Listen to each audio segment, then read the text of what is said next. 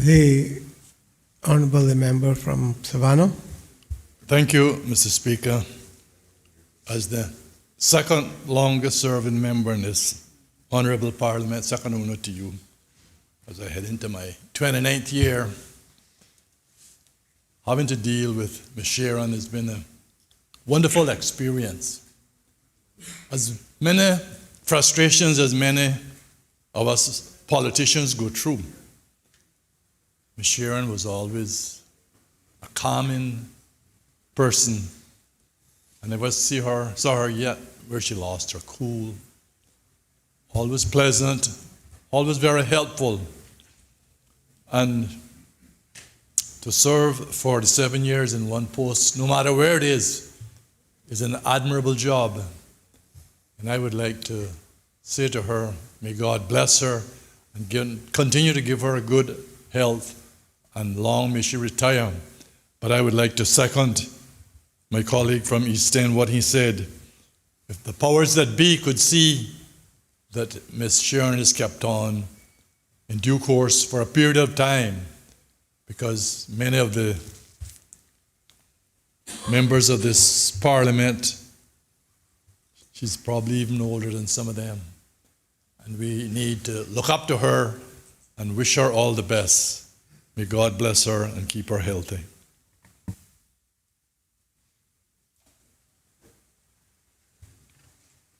The member, Georgetown Central.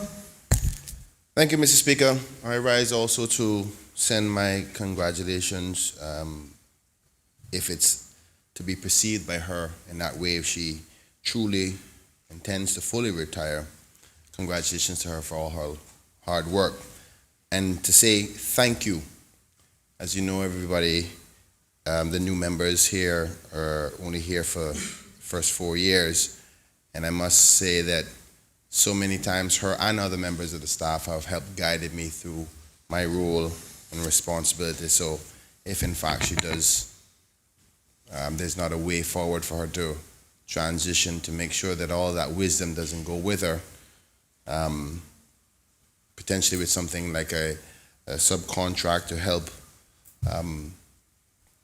be available to assist that transition, particularly going from a legislative assembly to a parliament. If something like that is not formulated, I want to send her congratulations on her hard work for the many years to the democracy of this country. Very vital. Many people may see us as members argue and debate and create legislation, but the hard workers of democracy are never celebrated. There's so many more members of this honorable house that do the work to keep our society safe and clear and structured, that never gets the glory.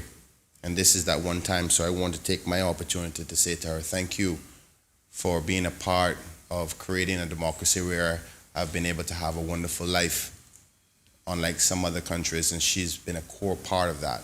So thank you, and God bless you in your endeavors, and hopefully I can get a little bit more information before you finally leave.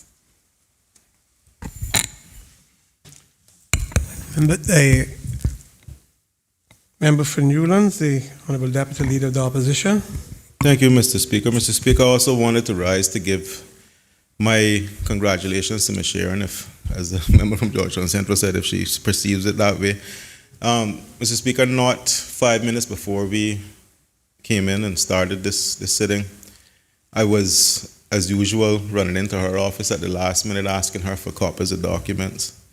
And one thing I observed then, and I always have observed, is that after 47 years of dealing with us and these last minute requests, these urgent requests, the response is always the same.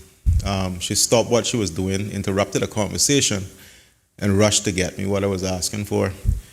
Mr. Speaker, it's that kind of support that I think we all appreciate very much, coming from people like Ms. Sharon, because she's never been imposing, she's never tried to engage, but she's always been supporting. And when things get heated in here and in a bit of a disarray sometimes, it's that calming influence that really helps.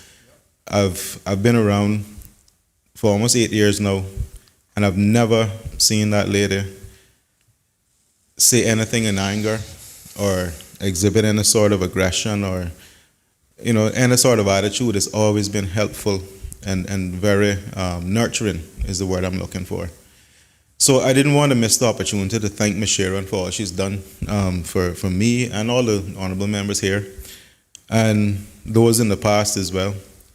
And I think, when you think about 47 years of putting up with politicians, she deserves she deserves some form of long-suffering award as well. But, just to wish her well and to say that a heartfelt thank you, Ms. Sharon, for all you've done for this Parliament, which is what we are today. Thank you.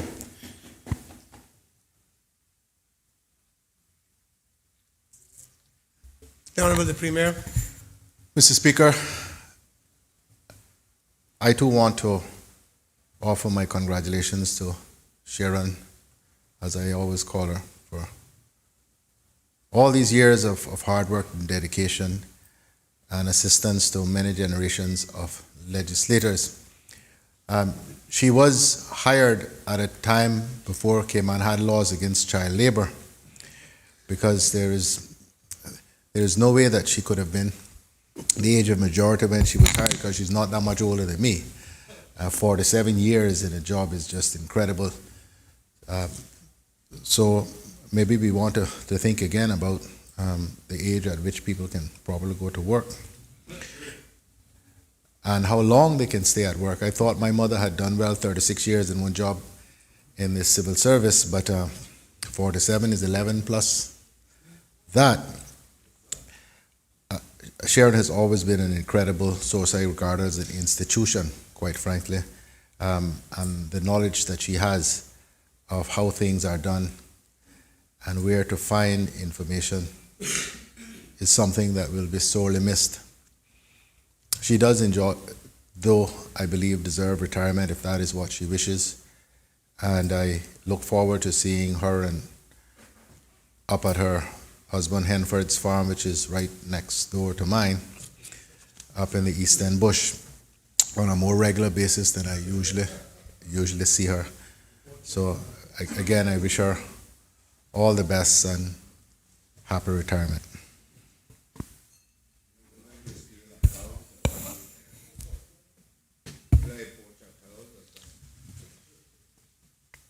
The Honorable the Deputy Premier. Thank you, Mr. Speaker. Mr. Speaker, I too would like to join voice with my colleagues to say congratulations. I came in here almost 16 years ago and started off calling her Miss Sharon.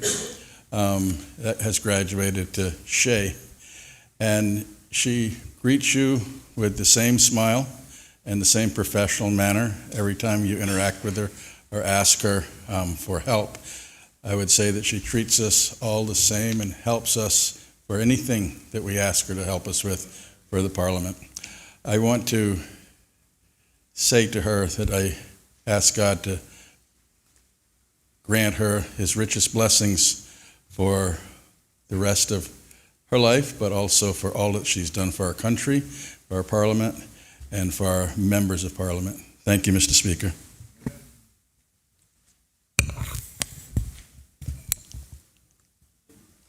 The Honorable the Minister of Financial Services. Mr. Speaker, given the accolades that has been expressed today about Ms. Sharon, there's not much left for me to say, but just to say a heartfelt thank you, Ms. Sharon, for being the steadying hand, as was expressed earlier, in times of sometimes often urgency. And thank you for all the assistance that you have rendered me over the years as a member of this now Parliament.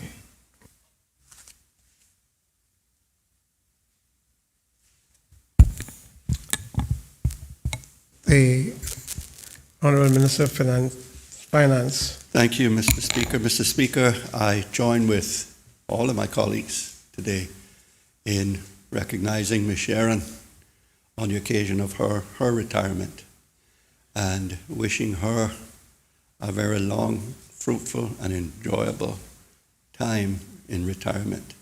Mr. Speaker, when I heard she had been here for 47 plus years, I gasped. I don't know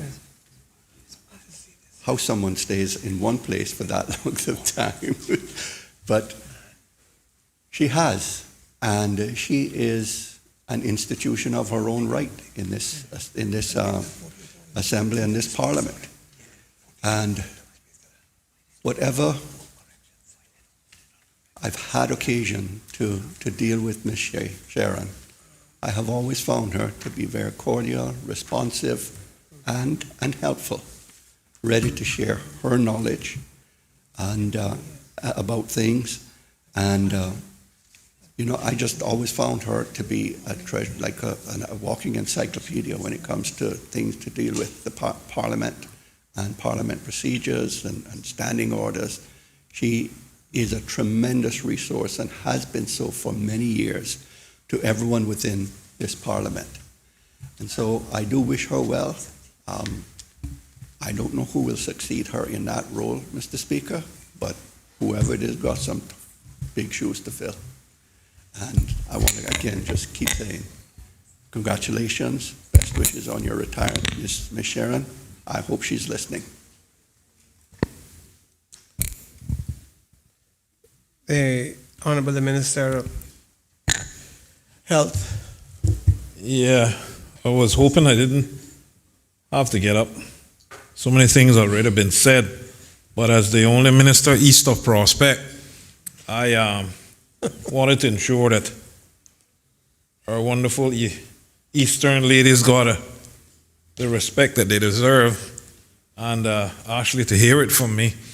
What I'm about to say is that Ms. Sharon's not going to probably like me for this. I'm asking her not to leave. She will be sadly missed, and I know the family well, and have a lot of respect for Ms. Sharon. I've never seen a person, especially while sitting in the chair, were able to say so many things and direct so many things by just saying one word. And she didn't say much. She had so much experience that she could direct you with a finger. And I can say that after working a place for 16 years, I said that I'd worked somewhere long, only to hear that someone's worked 47 years. Not many people will ever work 47 years in the same place again, probably in this world.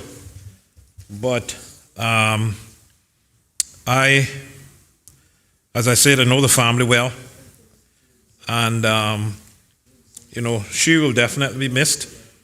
I hope she consider coming back here at some point to try to ensure that whoever takes over, that she can pass on some of those same traits.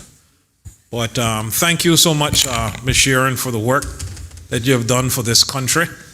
The assistance you have given many members who have passed through this house over the past 47 years, seeing it as the LA and now the Parliament. She almost caught Vesterman. But thank you so much, Ms. Sharon. God bless you and your family.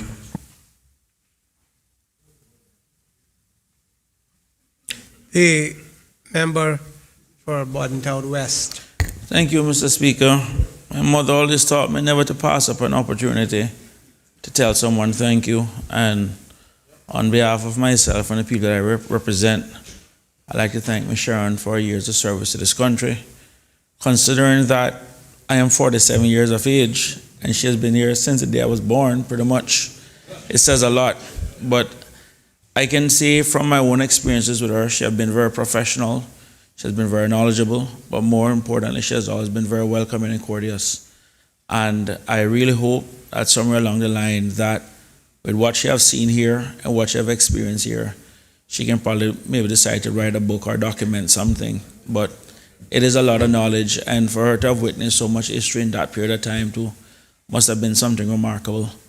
And considering the journey and what it is that many of our Caymanian women have done with regards to laying the foundations of what many of us today now benefit, I also want to thank her and the generation that she represents for what it is that they did and what it is that they pulled through. Considering that we have computers, laptops, and all of that, and when they started, they had nothing like that back then. So it must have been a hell of a thing to have seen such a transition in such a long period of time. But I just want to say thank you very much, Ms. Sharon, for all that you have done and will continue to do within the community. The member for Northside. Thank you, Mr. Speaker. I too would like to express my sincerest gratitude to Ms. Sharon and all the help she has offered me in the 2 times I have been here, and to say to Ms. Sharon, well done, thou good and faithful servant. Go in peace, rid yourself of us, and enjoy your retirement. Thank you very much.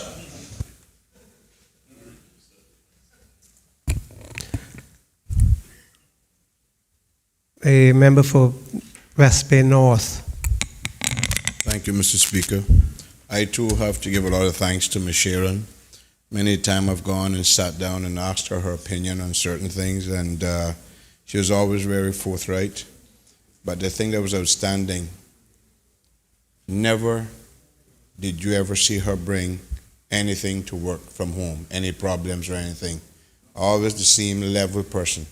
Thank you, Ms. Sharon. Thank you.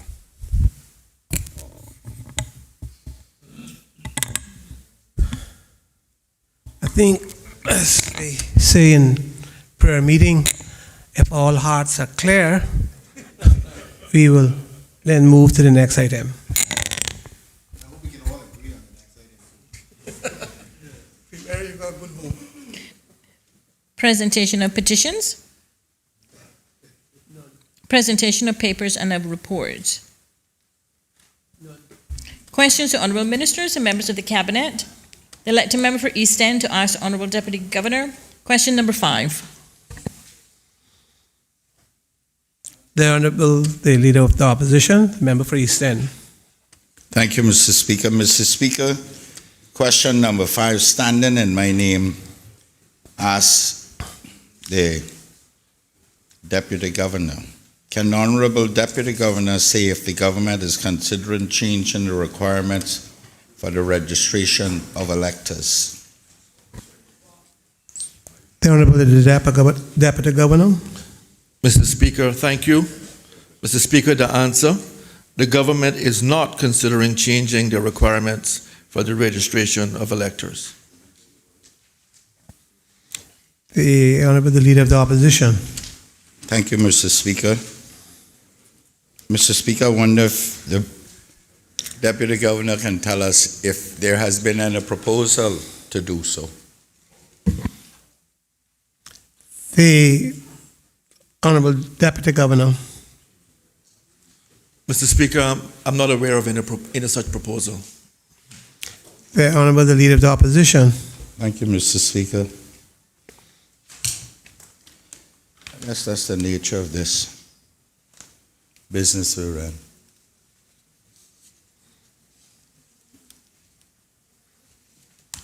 Mr. Speaker, I'm sure the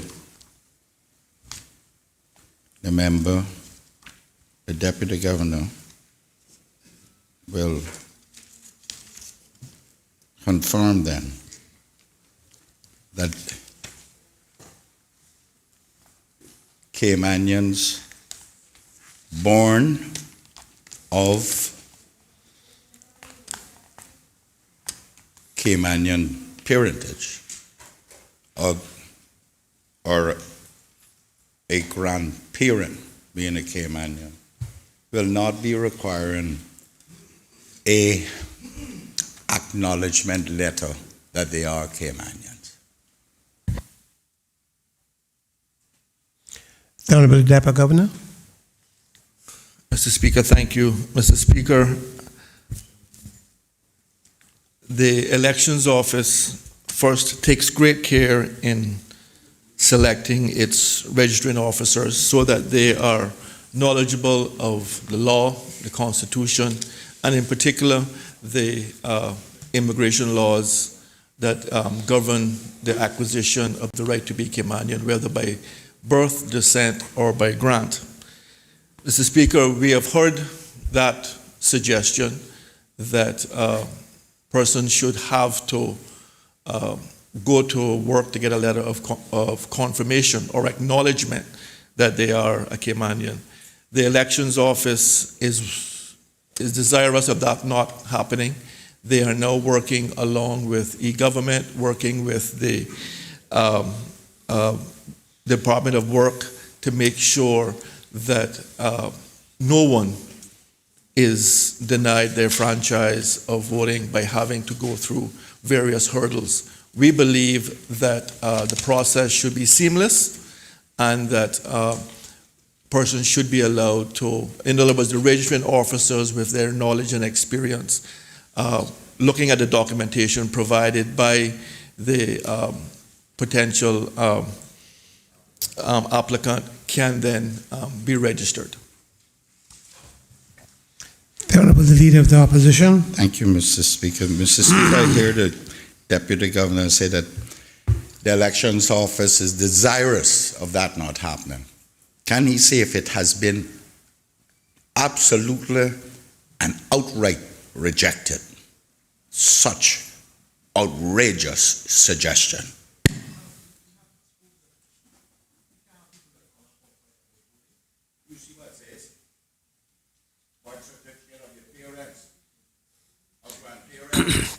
The Honourable Deputy Governor.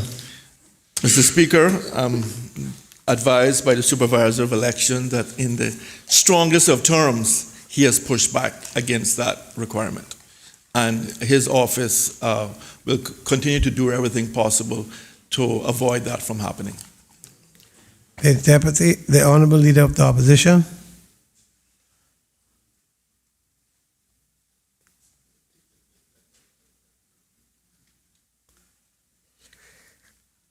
Speaker, I got to turn this into a question. Mr. Speaker, I just want to read on Form 4, which is application for registration as an elector in law. Out there now? Okay. Oh, Lord. I'm asking you if you have accepted it. That's all. But I'll tell you where I get it from, since that's what you want. Mr. Speaker, Section 3 on that form says, Section 2 says, my place of birth is place and country. Section 3 says, one of my parents or grandparents was born in the Cayman Islands, name blank, the full name, a parent/grandparent, and I enclose a copy of his or her birth certificate, delete as appropriate. Now, that is extremely clear. Since the Premier wants to know, he knows, I will say precisely where it's at, but I wanted to first to find out if the government was considering this. And the Deputy Governor is saying that there has been pushback. I don't know what pushback means. I know rejection. Mr. Speaker, it is my understanding that the Ombudsman office is proposing that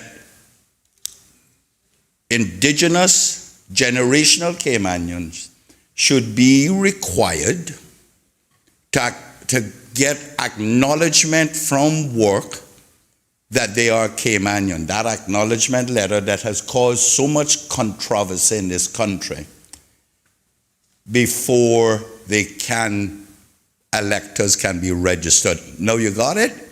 Please provide it for the public so that we'll know whether I'm right or wrong or what the government is doing.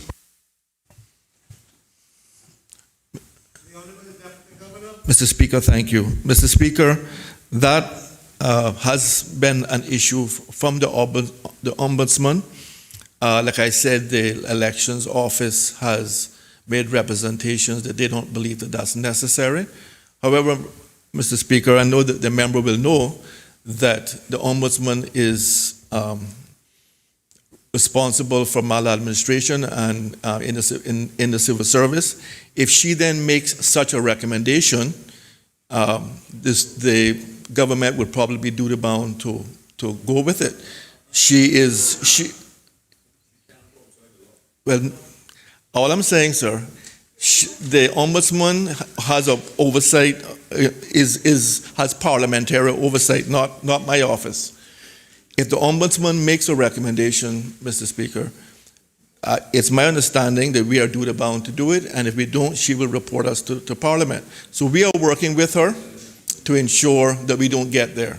That's all I can say, Mr. Speaker, is that we respect the office of Ombudsman. On this occasion, we don't agree with her recommendation, and I think her office is now working through that.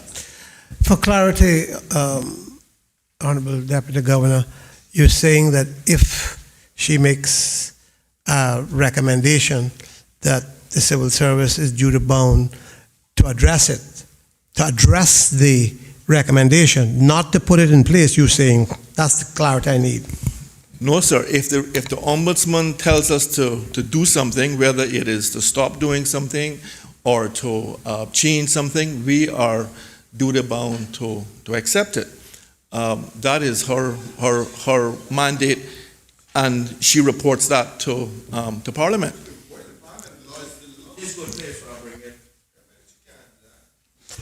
Thank you. Thank you, sir. This is the right place for her to bring it. Right there. On the one you stand talk on it now. Right there. Mr. Speaker, I am somewhat disappointed that, but you know, Mr. Speaker, this is what you get when you hire people coming off the plane and they discover a stenographer's pad and consider themselves journalists and have no point of reference anywhere in the country called the Cayman Islands. And then they want to do what they want to do with what we as a people have legislated, but more importantly, Honorable Member, I would ask that we bear in mind, I know that this subject is a hot one, but bear in mind that we are at question time. Mr. Speaker, I appreciate that. Oh. You answering the question? You can't be answering the question. He has a responsibility portfolio. Well, you should have done that from the beginning.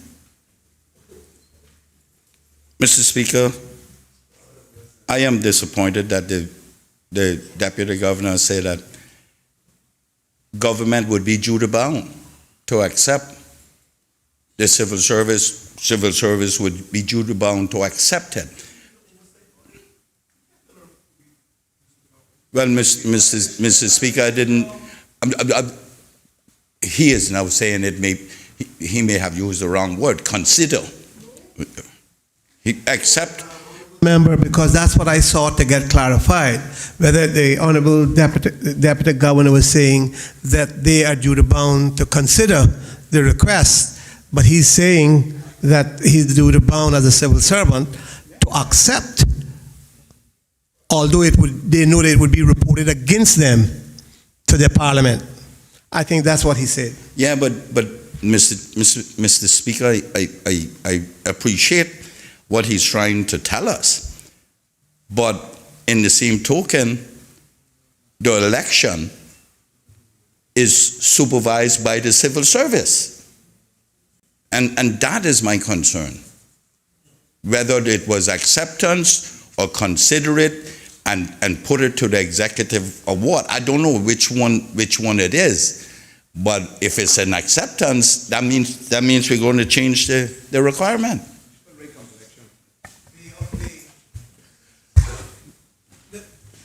Premier, the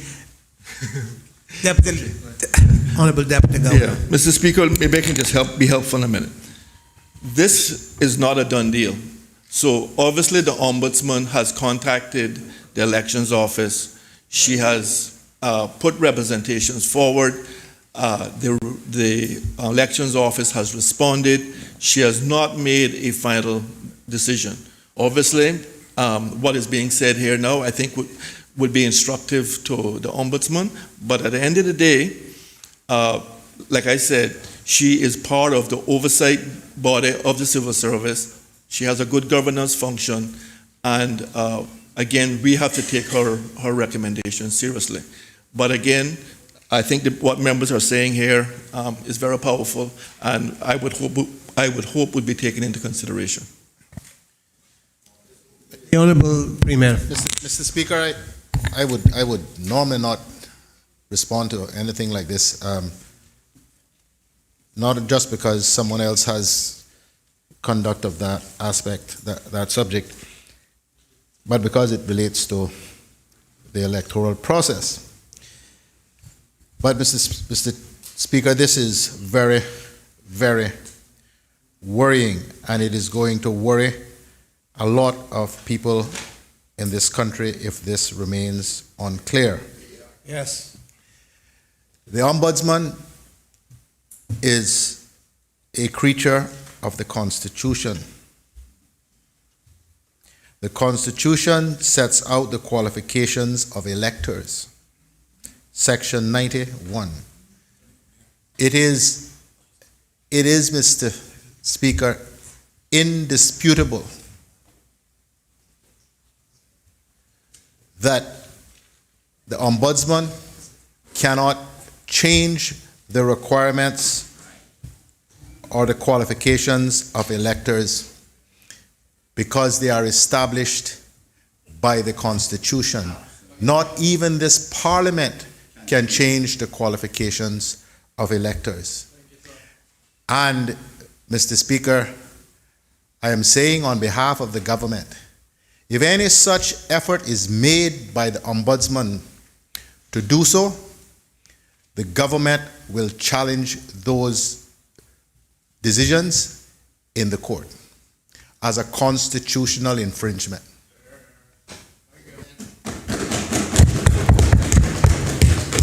Mr. Speaker. The Honorable Leader of the Opposition. Mr. Speaker, I shall walk side by side with the Premier and go to the court with him. Because that is why I wanted the civil service arm to say they rejected it and there was no need for that to be written. But it's the people in that ombudsman office who are insisting, who come here lately, and they're Americans, and it's not going to happen in the Cayman Islands as long as Arden McLean has breath and the ability to walk and talk. It is not going to happen.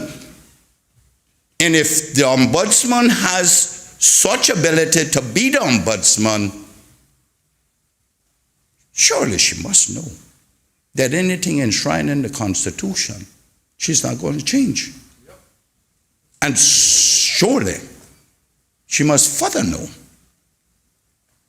that this piece of legislation was done based on the Constitution, calls the elections law. She, that office, or any other office, must first come through this Parliament. And Mr. Speaker, they must first, this is where the laws are made to govern our people, and it will not be subject to getting additional stuff that we do not approve of. We meaning the offices in here, these 19 offices. The gall of these people. Honorable members, I earlier said that we recognize the seriousness of what is being discussed, but it comes through a question time, and so we have to be careful. Unless members are are agreeing that you want a general debate, but we are not at that point. So I'll allow one more supplementary question from the member of Georgetown Central. Thank you, Mr. Speaker. Can the Deputy Governor say, in light of what has been discussed, has the office given them an indication when they're going to make their decision? And the reason, just a little background for the question, because the Deputy Governor has just said they're practically obligated to listen to those instructions as civil servants. So if there is an order to say that you have to require this letter in order to register, and you feel as a civil service obligated to do so, the civil service is different from the government.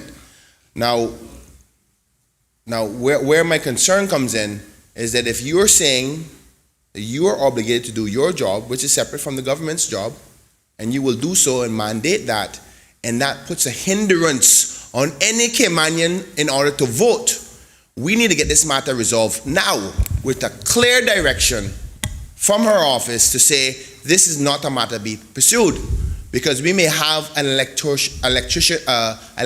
crisis on our hands. So we need a determination that she will not go forward with that. So I'm asking, have there been given an indication of deadline? Because we do have the voter registration deadline coming up very shortly, which will be my second parliamentary supplementary question, if the good speaker gives way in respect to dates.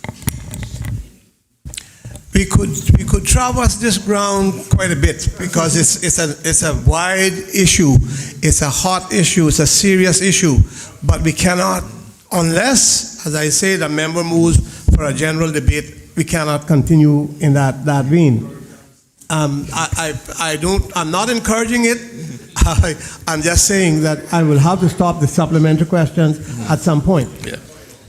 Honorable Deputy Governor. Yeah, Mr. Speaker, to answer the member's question, the last dialogue that was held with the Ombudsman was last week. To these other questions in terms of what happens if she makes the order, the Premier has given very clearly what the position of the government is, which will be the position of the civil service. If such an order comes, then we will, in consultation with the government, challenge that order.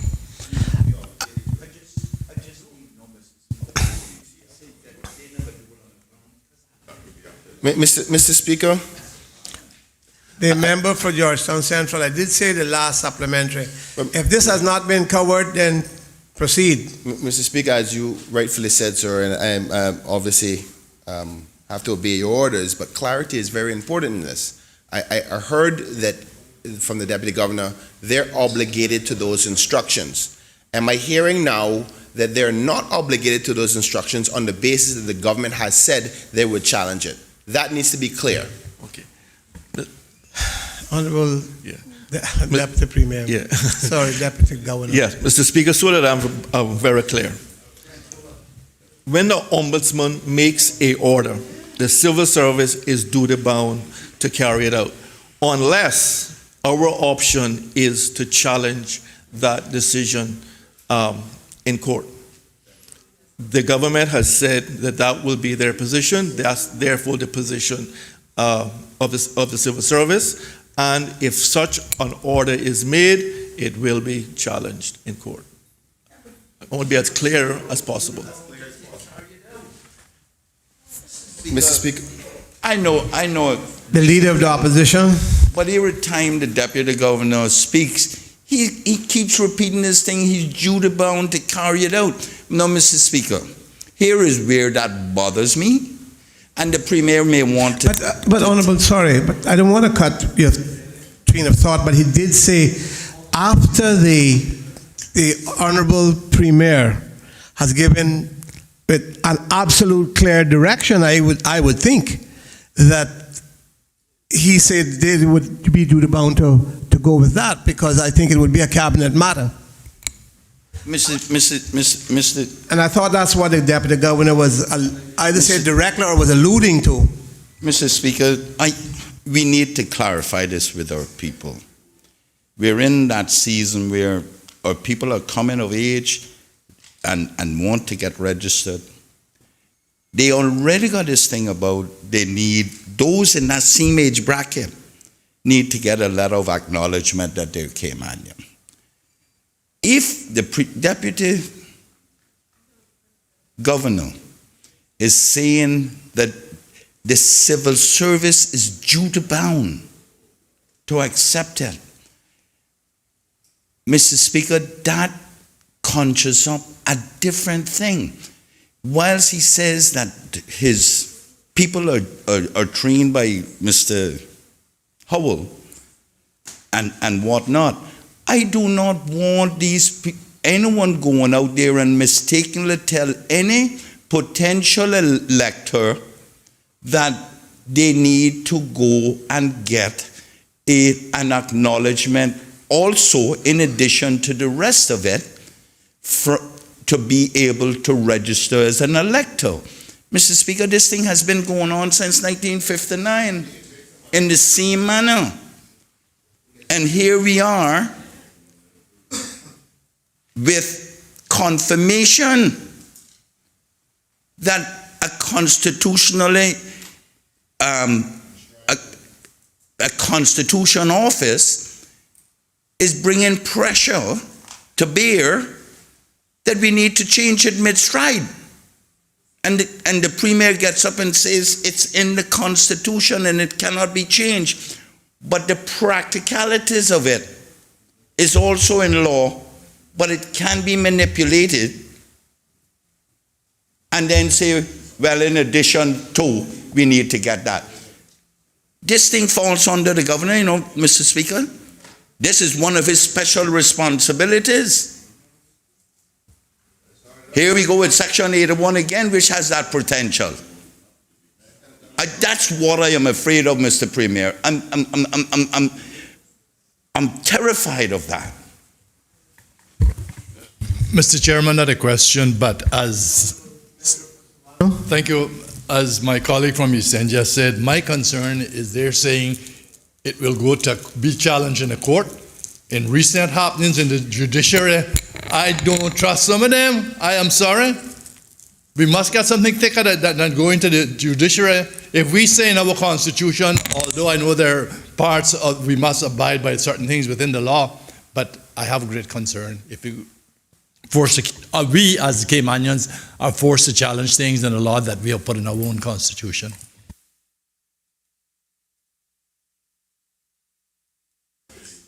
Mr. Chairman, I conceded to the Leader of Opposition, but I have something off of that topic in respect to the registration, if that's okay. Thank you, Mr. Speaker. Can the Honourable Deputy Governor say if the Elections Office is ready and prepared and equipped for this upcoming election, and if there's any general updates they can give to this Honourable House and the listening audience in respect to where the Elections Office is at, in respect to the numbers and preparation?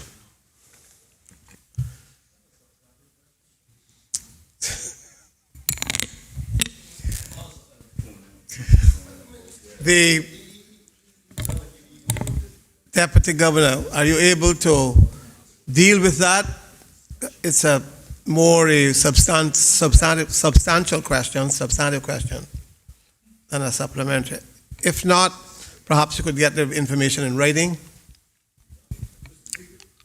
Mr. Speaker, I can say the Elections Office is well advanced in its preparations. As of 1st of January, we expect the voters the voters list to include some 22,241 voters, which I think is history-making. But the Elections Office, under the leadership of Mr. Howell, who has now taken up his duty as Supervisor of Elections full-time, is well advanced in its work. Next item.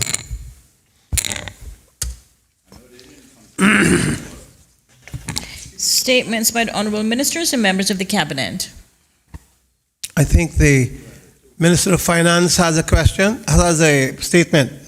The Honourable Minister of Finance.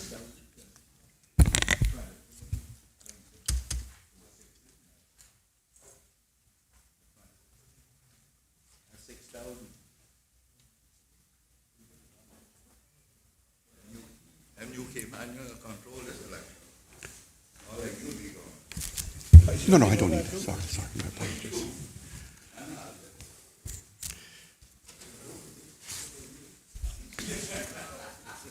Thank you, Mr. Speaker. Mr. Speaker, I rise to make this statement in respect of the Cabinet's recent approval and renewal of import and stamp duty concessions that are set to expire on the 31st of December 2020. Mr. Speaker, since July 1996, there have been several import and stamp duty concessions that have been in place in order to stimulate and encourage economic activity in the Cayman Islands, but particularly the sister islands of Cayman Brac and Little Cayman. These concessions, they have been extended several occasions, most recently in December 2019. The concessions are a 100% import duty waiver on building materials imported to the sister islands, a flat 15% import duty rate on building materials imported to Grand Cayman, 12.5 cents per gallon, or representing a 75% reduction on import duty on gasoline imported to Cayman Brac, and 100% waiver of stamp duty in respect of land purchases on Cayman Brac. Mr. Speaker, notwithstanding the many years that these concessions have been in place, the impact on the economic growth of the sister islands remains inconclusive, mainly due to other factors that continue to challenge the economic development, such as the lackluster population growth. Indeed, Mr. Speaker, in 2019, it is estimated that the population of the sister islands increased by 1.9%, or 42 persons, compared to 2015, when the last evaluation was conducted. In 2018, Cayman Brac's per capita GDP was estimated at 32.6% of that for Grand Cayman.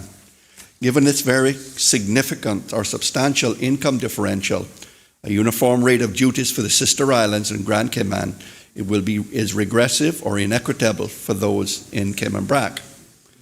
In considering the renewal of these concessions and the continuing economic plight of the Brac economy, Cabinet approved additional concessions to provide more stimulus to the Brac economy. The revised package of concessions are as follows: 100% import duty waiver on building materials imported to the sister islands, a flat 15% import duty rate on building materials imported to Grand Cayman, a 100% import duty waiver on gasoline imported to Cayman Brac, 100% import duty waiver on household appliances imported to Cayman Brac, and this includes refrigerators, dishwashers, water heaters, pumps, washers, dryers, ranges, cooktops, and ovens. A 3% stamp duty on the purchase of property that has already been built on in Cayman Brac, and a 100% stamp duty waiver in respect of land purchases on Cayman Brac, certain conditions. The package of concessions will become effective on the 1st of January 2021 and are set to expire on December 31, 2025. Mr. Speaker, this package of concessions demonstrate our government's commitment to the sister islands and supporting sustainable development that will fuel growth and provide job opportunities for residents. Thank you, Mr. Speaker.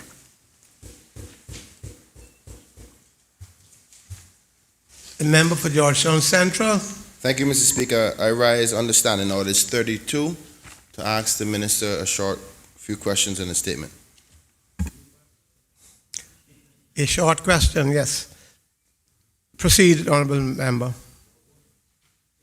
Mr. Speaker, I apologize. I did stand on the standing orders 32. I understand and this. And it says... The standing order permits you to ask a question. No, Mr. Speaker, unfortunately, it does say allow short questions. Plural. No, well, that's why I corrected you and say a question. No. So, Mr. Speaker, are we agreeing that it is plural questions? It would, Mr. Speaker, no, I will take it to see where you're going as the presiding officer, but you're allowed a question. Thank you, Mr. Speaker. But if it's okay for this Honourable House, it says no debate may arise on such statement, but the presiding officer may allow short questions to be put to the members making a statement for the purposes of clarification. Honorable member, Yes, sir. if you go in to get that meticulous, the chair can be too. Fair enough. Please proceed with the questions. Thank you, Your Honorable Speaker. Mr. Speaker, can the Minister of Finance say if there's any specific reports done to ensure that the savings that these duty waivers that the government and the cabinet approves are transferred down to the average buyer and consumer? The reason I ask the question is we hear the complaints all the time of the prices in the sister islands. And the concern is that all of these duty waivers, but prices are still more expensive than they are in Grand Cayman. So how are we as a government offering these duty waivers, but are we ensuring that those prices are trickling down to the average person in Cayman Brac and Little Cayman? Yeah. The Minister of Finance. Mr. Speaker, the answer is that there are no specific things that the government undertakes to ensure that these incentives are specifically passed on. Yes, I recall and I know, I'm aware of there are price differentials between goods that are available in the BRAC and those that are available in the sister islands and Grand Cayman.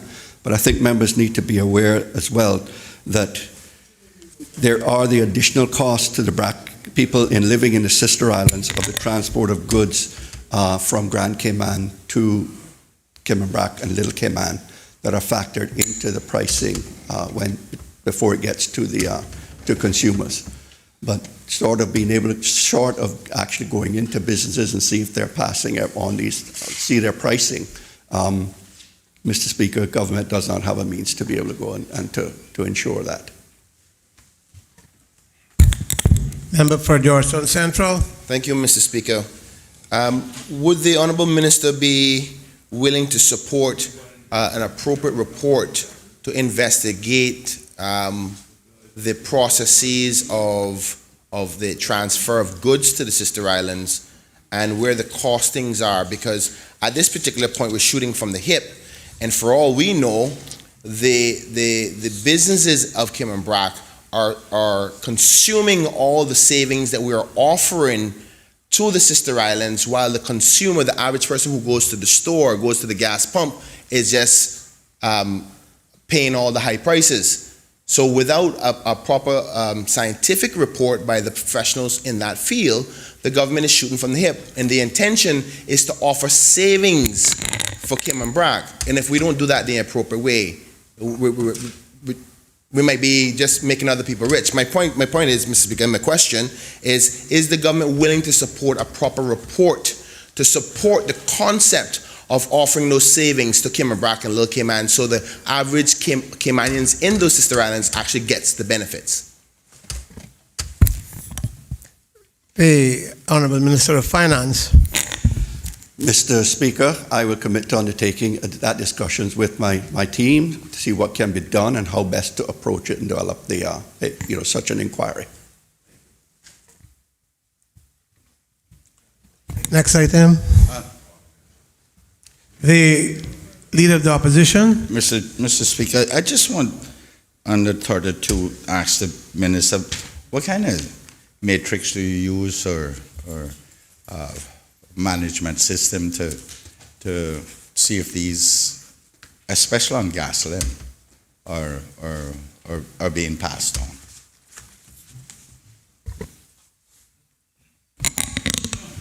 The Honourable Minister of Finance.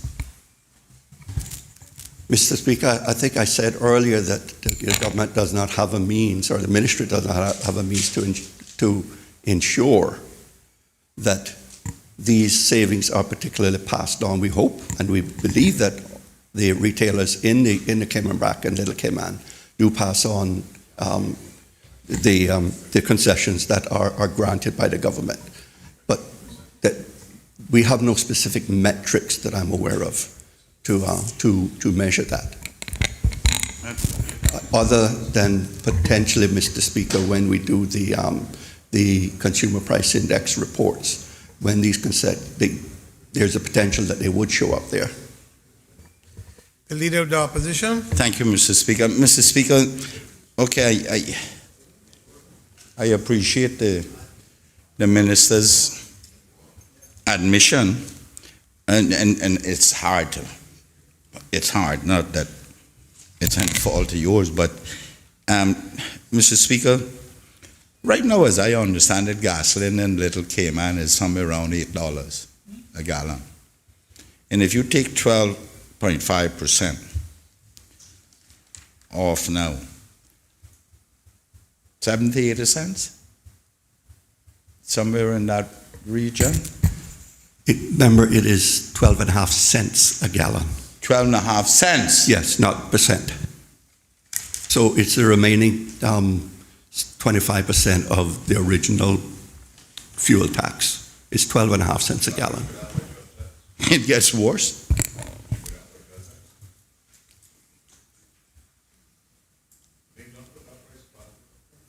I wonder if we have done something to see if. I know, my friend. I know. But 70 miles? 80 miles? I was just under 5.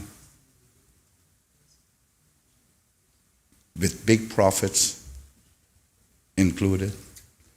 You mean tell me it takes nigh on $3 get it from Cayman to Cayman back?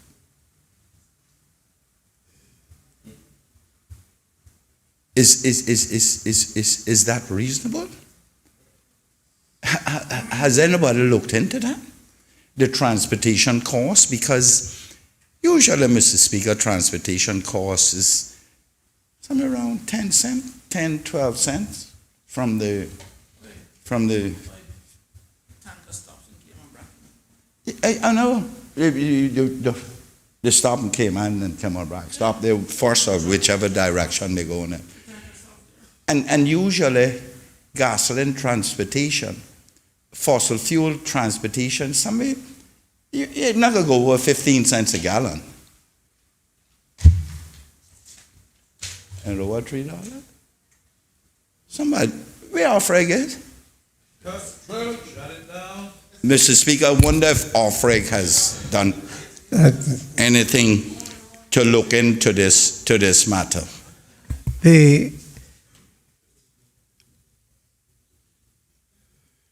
I take it that was the end. Is that was a question that you, the minister, are capable of dealing with at this time? Mr. Speaker, I'm just not able to address the issues that he raised. They're beyond the scope of my information I have before me and my knowledge. Next item.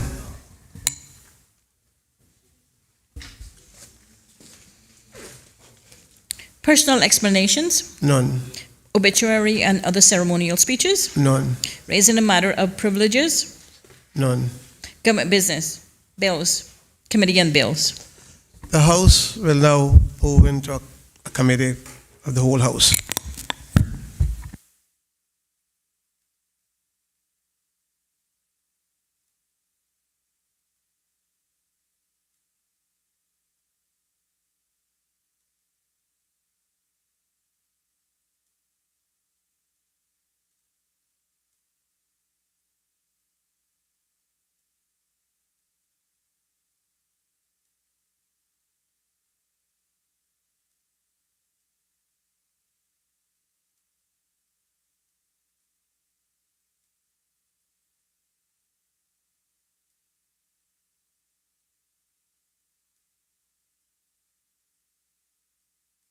Please be seated.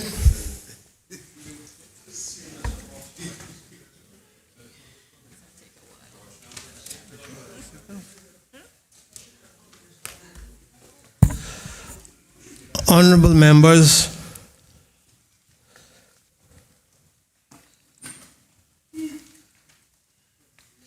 as usual, we will authorize the Attorney General to correct minor errors in this particular bill.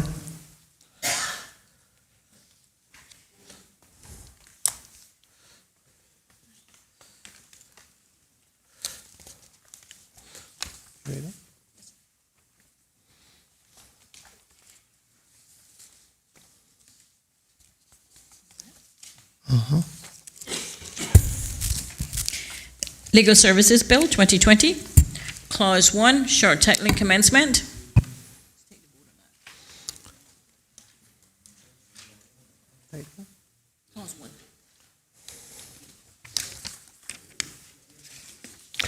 Question is that clause 1 do stand part of the bill.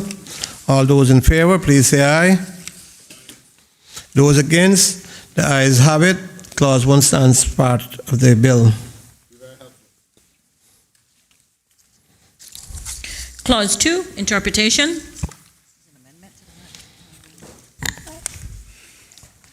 Clause 2. We'll have that in.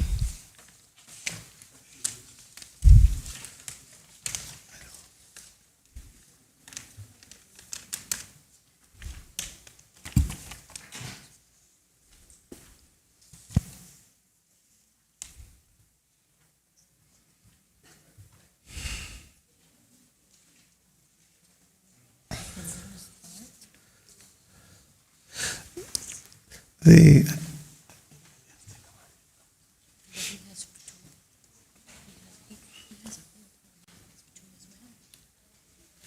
how many we have?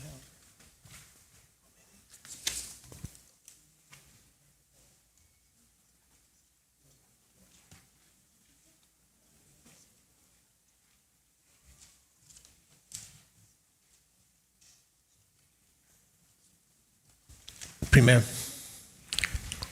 Thank you, Mr. Chairman. In accordance with the provisions of Standing Order 52.1 and 2, I, Alden McLaughlin, the Premier, give notice to move the following amendments to the Legal Services Bill 2020. 1. That the bill be amended in Clause 2 as follows. A. By deleting the definition of board and substituting the following definition.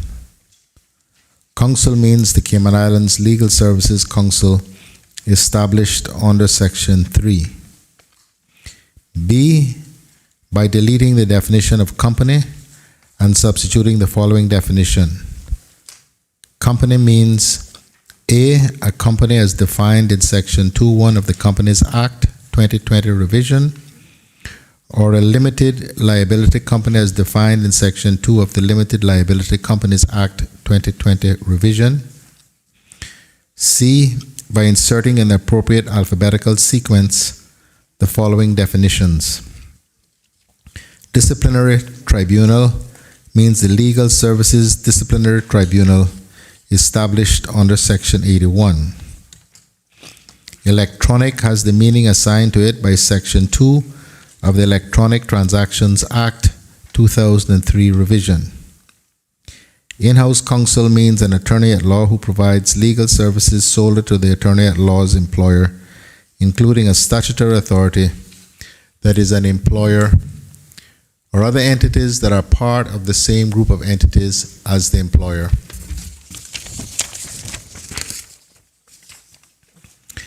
D. By deleting the definition of law firm and substituting the following definition. Law firm means an attorney at law practicing Cayman Islands law in the islands as a sole practitioner, or B, a recognized law entity practicing Cayman Islands law in the islands, and C and E in the definition of recognized law entity by inserting after the word company the word partnership.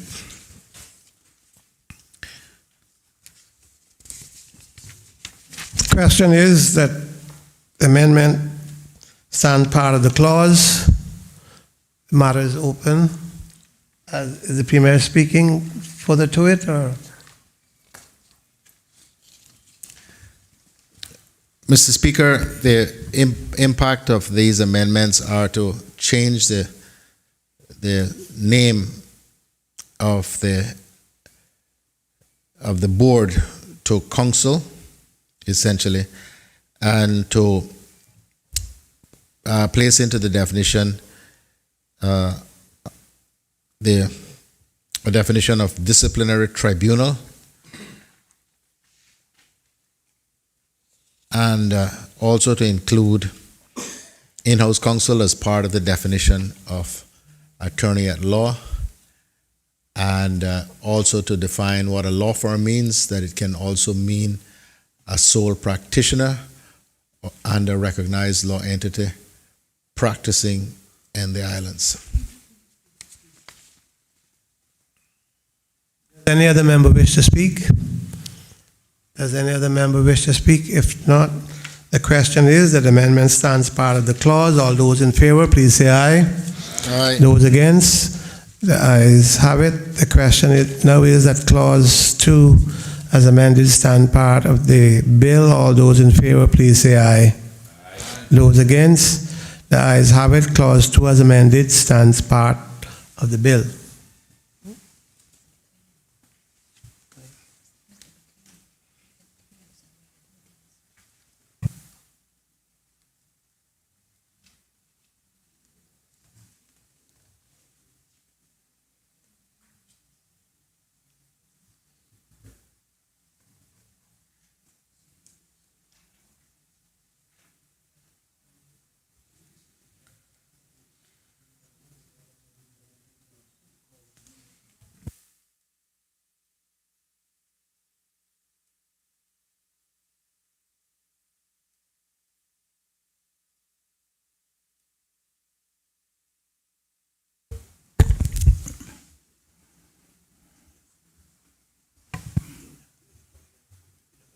No, I don't have withdraw anything. I have to move mine. It had to be voted down because these amendments were circulated by the opposition. That's not what's in question, the Honorable Leader of the Opposition, whether you want to withdraw or whether you wanted to put your amendment. Yeah. Well, then he has to move the amendment. Mr. Speaker, I will. But it is, I noticed that the government has 50. Mine is only 76, which is somewhat, much of them is just consequential amendments. So I guess we could be here a little while to get all these done. With 50 plus 76. 126.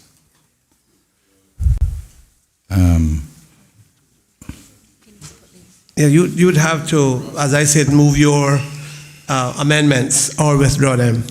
Well, Mr. Chairman, I hope that wasn't a complaint from the Leader of the Opposition, because we spent the best part of 3 hours trying to reach some sort of agreed position with respect to his 78 amendments, but we made almost no progress at all. So we'll just have to go through the process. Yeah, I mean, the progress. Christmas is not until next Friday. Yeah, next week Friday. Well, New Year is the week after that. If that's why we're trying to count down the days. So, Honorable Member, are you moving your amendment? Yeah, and then we'll see what the government say. Okay. Mr. Speaker, in accordance with provision of Standing Order 52.1 and 2, the Honorable Vincent Arden McLean, Leader of the Opposition, move the following amendments to the Legal Services Bill 2020. 1. That the bill be amended in Clause 2 as follows. A, by deleting the definition of affiliate. B, by deleting the definition of appointed member. C, in the definition of attorney at law, by inserting after the words name is on the roll, the words and who holds a valid practicing certificate. In the definition of board, by deleting the words Cayman Islands Legal Services, and by inserting after the word board, the words of directors. By deleting the definition of legal practitioner. F, in the definition of recognized law entity, by deleting the word board and substituting the word authority. G, by deleting the definition of supervisory authority.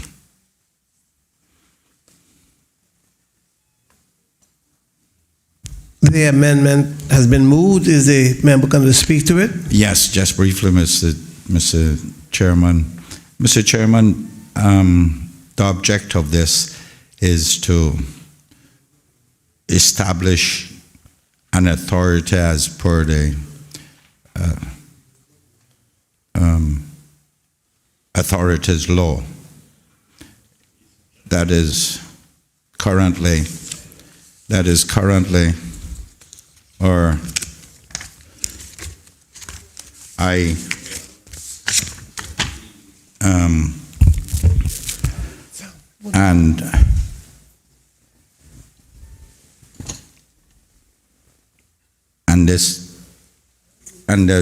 by so doing, the appointed member would, because if we go to an authority, no one would be appointed in accordance with what provisions currently have in it. So,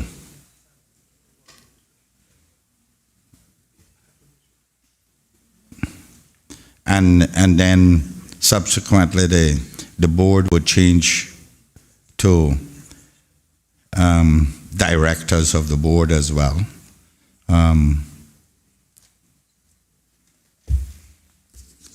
So, and by deleting the definition of supervisory authority, which are all will impact the other sections of the law.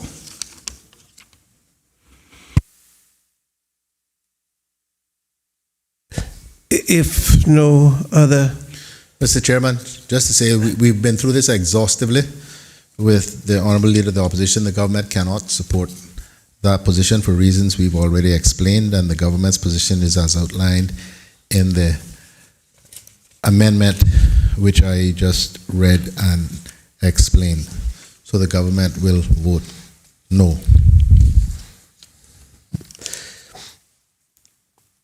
The question is that the amendment stands part of the Leader of the Opposition. Thank you. Mr. Chairman, we don't believe that what we're proposing is out of the ordinary, that we propose stuff that is going to give us a different structure that the government is proposing. Different, but will achieve the same objective, albeit that it would be cabinet appointing an authority, as opposed to the exposing the Chief Justice, and who they have been exposed before. We all recognize that they have been there. But if we're going to change the 1969 law, then we need to bring it in terms with, in sync with what the 21st century has to offer. We have stayed here and developed a public authorities law, albeit its enactment delayed by many years. And here we are now, not going to use it to its full extent. We need to either exercise that, make that law, use that law, or remove it. It cannot be for some and not for all. The question is that the amendments stand part of the clause. All those in favor, please say aye. Aye. Those against? No. Sounds to me like the noes have it. Well, we'll appreciate a division, since you don't certain. Clerk, please divide.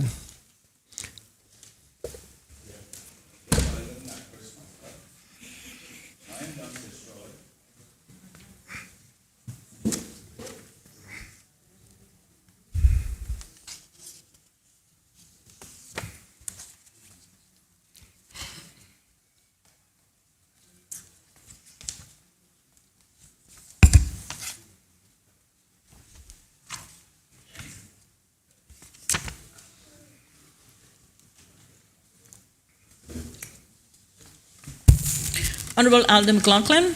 No. Honorable Moses Kirkconnell. No. Honorable Juliana Connolly.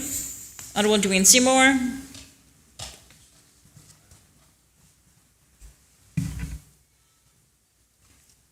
No. Honorable Roy McTaggart. No. Honorable Joseph Hugh. Honorable Tara Rivers. Honorable Captain Eugene Ebanks. No. Miss Honorable Barbara Connolly. No. Mr. David White. No. Mr. Austin Harris. No. Honorable Art McLean. Aye. Mr. Alva Saku. Aye. Mr. Kenneth Bryan. Abstain. Mr. Anthony Eden. Aye. Mr. Christopher Saunders. Aye. Mr. Ezra Miller.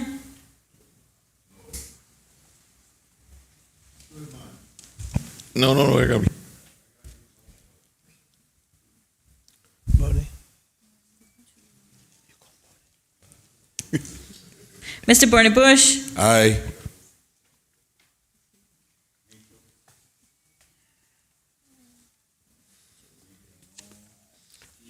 Oh, yes.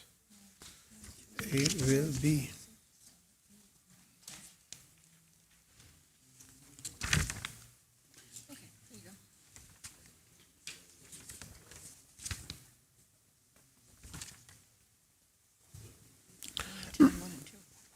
Results of the division: 10 ayes, 1 abstention, 5 noes. 5 ayes, sorry, 10, 5 ayes, 10 noes, 1 abstention, and 2 absentees. The amendment fails.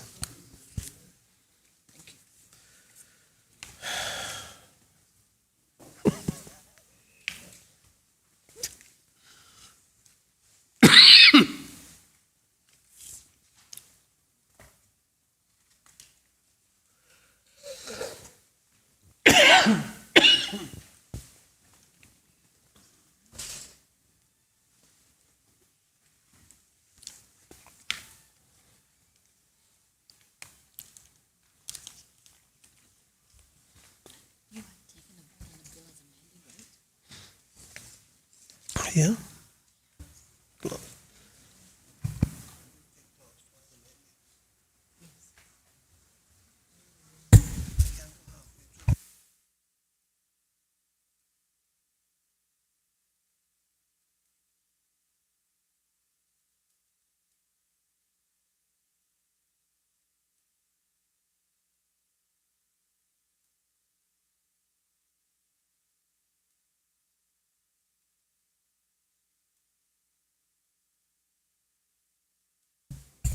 Clause 3, establishment of the Cayman Islands Legal Services Board. The Leader of the Opposition.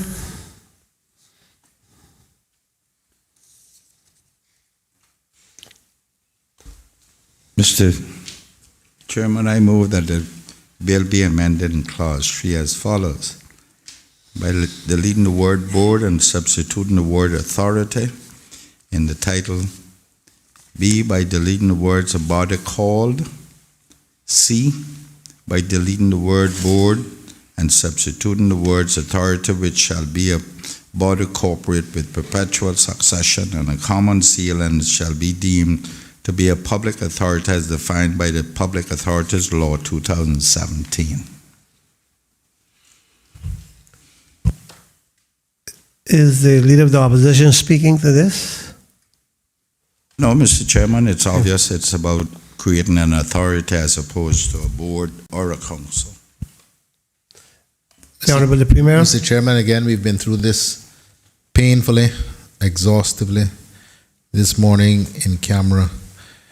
The government's policy with respect to this is that we do not believe that the Legal Services Council should be a public authority as defined in the Public Authority Law.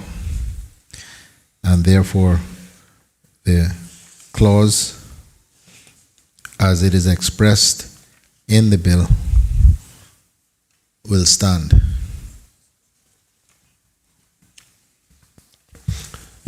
The member for Georgetown Central. Thank you, Mr. Chairman. Mr. Chairman, I just want to voice my position in respect to particularly this part about the authority and the council and the board, because they're all relative to one another.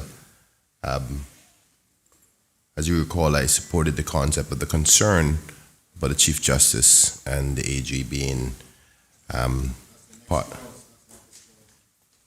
Mr. Chairman, if you will allow, I'm just trying to let this honorable committee know that I will be abstaining from all the votes that suggest any amendments to support an authority on the basis that though I recognize what the leader of opposition and the official opposition's position is, it seems to be outside differences that cannot be resolved, and therefore, though I have my reservations about what the CAG and the Chief Justice could cause on the current proposal by the government, I'm not sure if this is the best solution, as in to say, not the best solution, it is the resolution that everybody can agree to.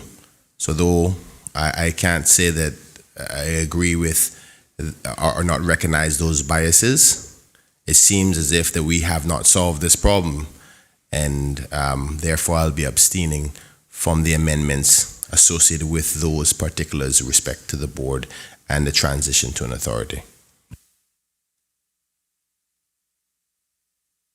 If no other member wishes to speak, the question is the leader of the opposition. Mr. Speaker, Mr. Chairman, the Premier said that they do not support an authority. Well, we do.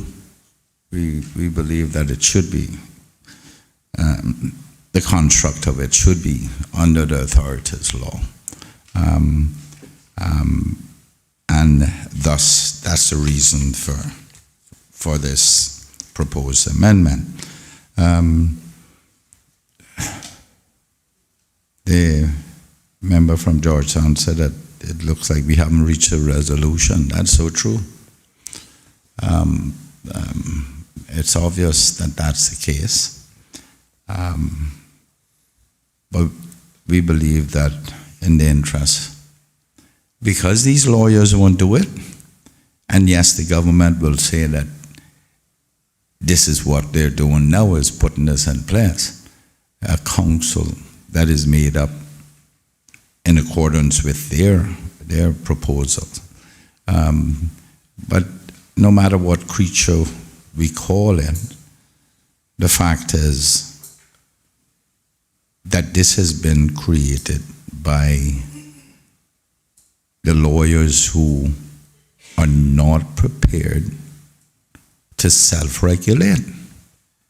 And there are differences between where we believe how we believe they should be regulated compared with what the government is proposing. But this is how we believe they should be regulated if they do not want to step up. And this has caused nothing but problem in this country. And we do not believe that the government proposal is what we think, the way we think it should be. That's all. It's no animosity, it's just a difference in position taken.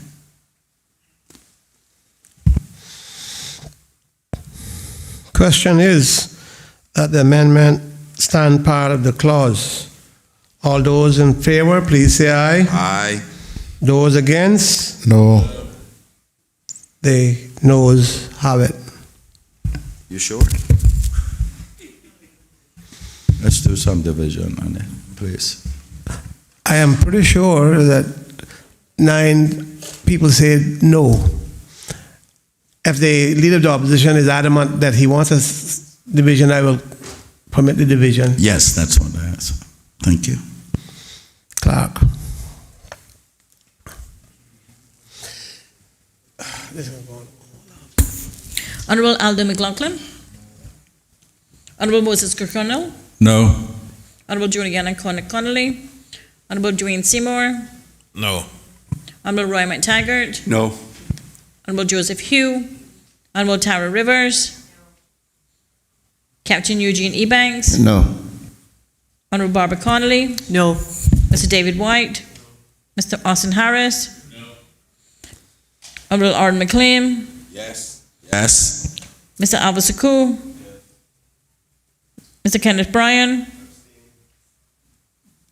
Mr. Anthony Eden. Aye. Mr. Christopher Saunders. Aye. Mr. Ezra Miller. Mr. Barney Bush. Aye.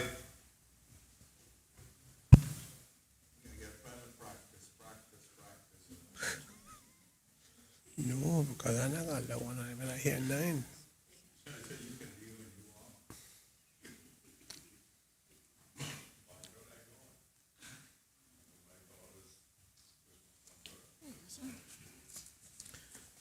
Results of the division: 5 ayes, 10 noes, 1 abstention, and 2 absentees. The amendment has failed.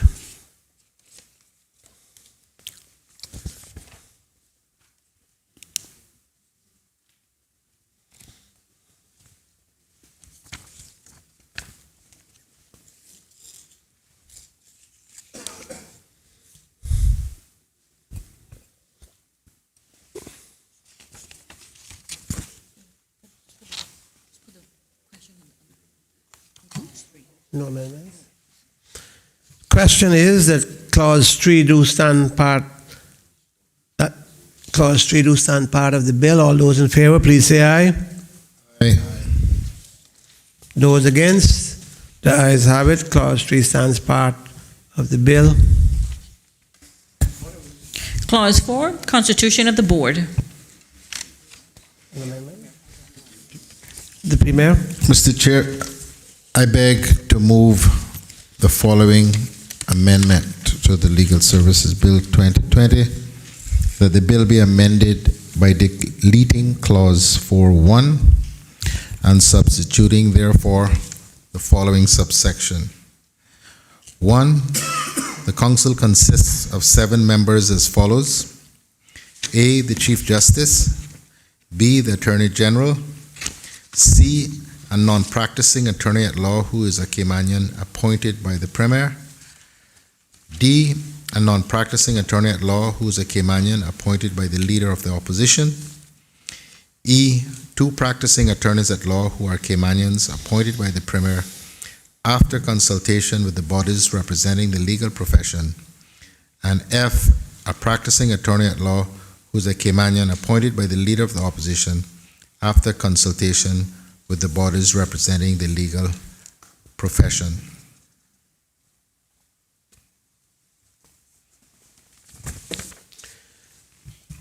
The amendment has been moved. Is the Premier speaking to?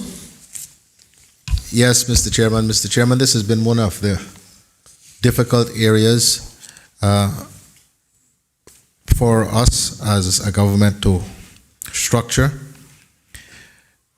Ideally, the lawyers, like the accountants, should regulate themselves.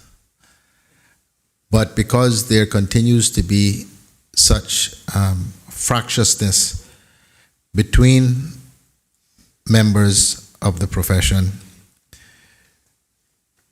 that does not seem to be possible. Mr. Speaker, this fractiousness goes back as long as I can remember. When I joined the law school and became an article clerk in 1983, which I think is about 100 years ago, there were then 2 law societies, 2 law associations. One that had recently been formed a year or 2 before, called the Caymanian Bar Association, and the Law Society of the Cayman Islands, which was established somewhere around 1969.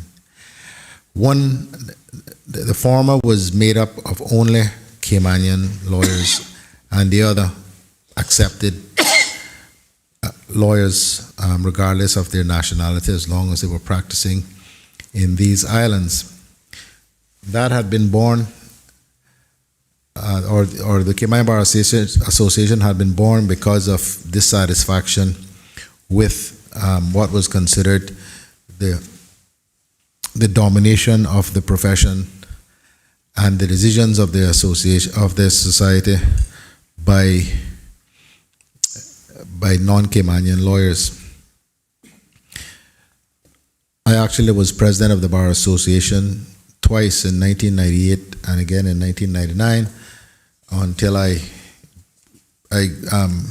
got into politics the following year. So, Mr. Chairman, I understand very well this enmity, if I may call it that, that has long existed and is most unfortunate. We worked over the course of many years to persuade the firms, the lawyers, it was in their best interest to have one entity representing the legal profession in Cayman, both locally and from an international perspective.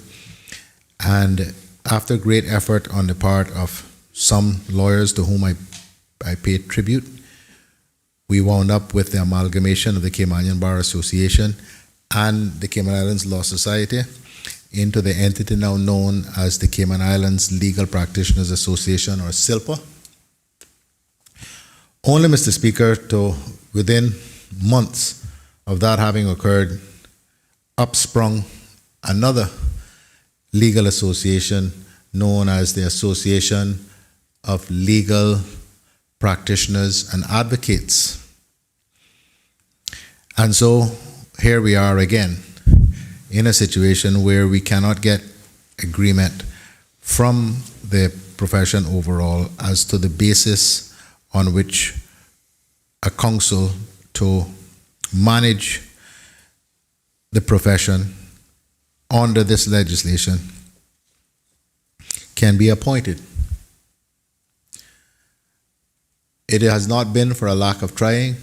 Mr. Chairman, the Honorable Attorney General and myself in particular have tried every bit of persuasion that we know to get them to see reason, but we simply can get no agreement in that regard. Neither association wants the other to be represented on the council. And so, Mr. Chairman, after great reluctance, and because we're simply out of ideas with respect to what formula will work, we have reverted to having the Chief Justice, whose office and that of the judiciary generally has had the role of regulating the legal profession since the establishment, and probably before that, by inherent jurisdiction, but certainly since the 1969 legal practitioners law, the Chief Justice and the judiciary has had the responsibility for regulating the profession, and certainly with respect to matters involving discipline. So this proposal, Mr. Chairman, the amendment to clause 4.1, will have the Chief Justice as the chair and the Attorney General. Both of those will be ex officio positions held by whoever holds the office at the given time. And then, Mr. Chairman, because we cannot get agreement, as we've said before, there would be a non-practicing attorney who would be appointed by the Premier, and similarly a non-practicing attorney by the Leader of the Opposition. We had left it there in our thought process and formulation, Mr. Chairman, but the Honorable Chief Justice wrote to us and said he thought that it would be a huge mistake if we did not have on the council some active members of the profession who would be able to bring knowledge and perspective about what was transpiring within the profession and what areas needed to be addressed. We accepted that, Mr. Chairman, and so this proposal also includes the appointment of 2 practicing attorneys at law who are Caymanians, who would be appointed by the Premier after consultation with the bodies representing the legal profession, and a practicing attorney who is a Caymanian appointed by the Leader of the Opposition, also after consultation with the bodies representing the legal profession. Mr. Chairman, those words, bodies representing the legal profession, are terms of art in the sense that we don't know how many bodies they will continue to exist, whether there will be more or whether we will wind up with only one. So we wanted the language in the law to be sufficiently broad that it would allow the council to continue to be appointed without further amendment. Mr. Chairman, I can say without reservation that neither the Chief Justice nor the Attorney General are thrilled by the prospect of having to take on another huge workload. But, Mr. Chairman, if we are going to get this law bedded in, we need people with the ability and the experience at the helm to steer this. Otherwise, it is likely to founder. This is a law that has, at last check, there were 101 clauses to the bill. So there'll be a law with 101, at least 101 sections.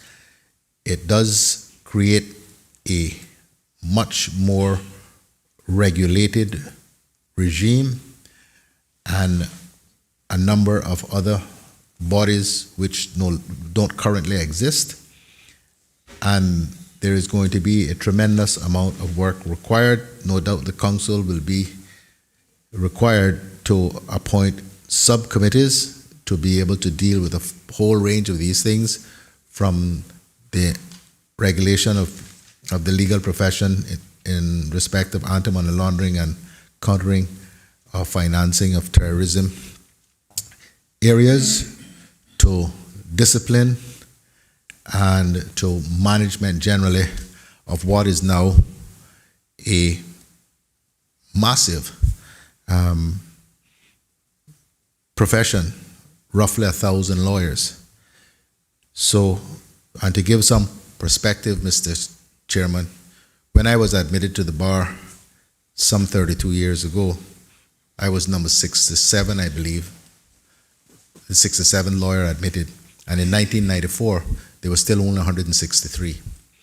So this is quite complex, and we do believe that despite reservations that are held, I think, quite broadly, with respect to the Chief Justice, the Attorney General, and indeed by some about the appointment of attorneys at law by the Premier and Leader of the Opposition, no one has come up with a formula, we believe, for the Constitution or the composition of this council that is better than this. If one day, God hasten that day too, the legal profession can come together and be reasonable and come up with another composition, then, Mr. Chairman, I'm sure that whoever is in government will gladly embrace that proposition.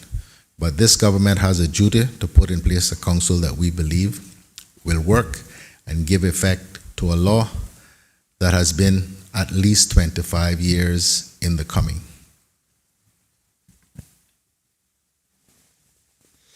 Does any other member wish to speak? Mr. Chairman. The Deputy Leader of the Opposition. Thank you, Mr. Chairman. I have to say I'm very disappointed because when we started discussing this amendment or this section, this clause, that was when it dawned on me why we have gone down this road.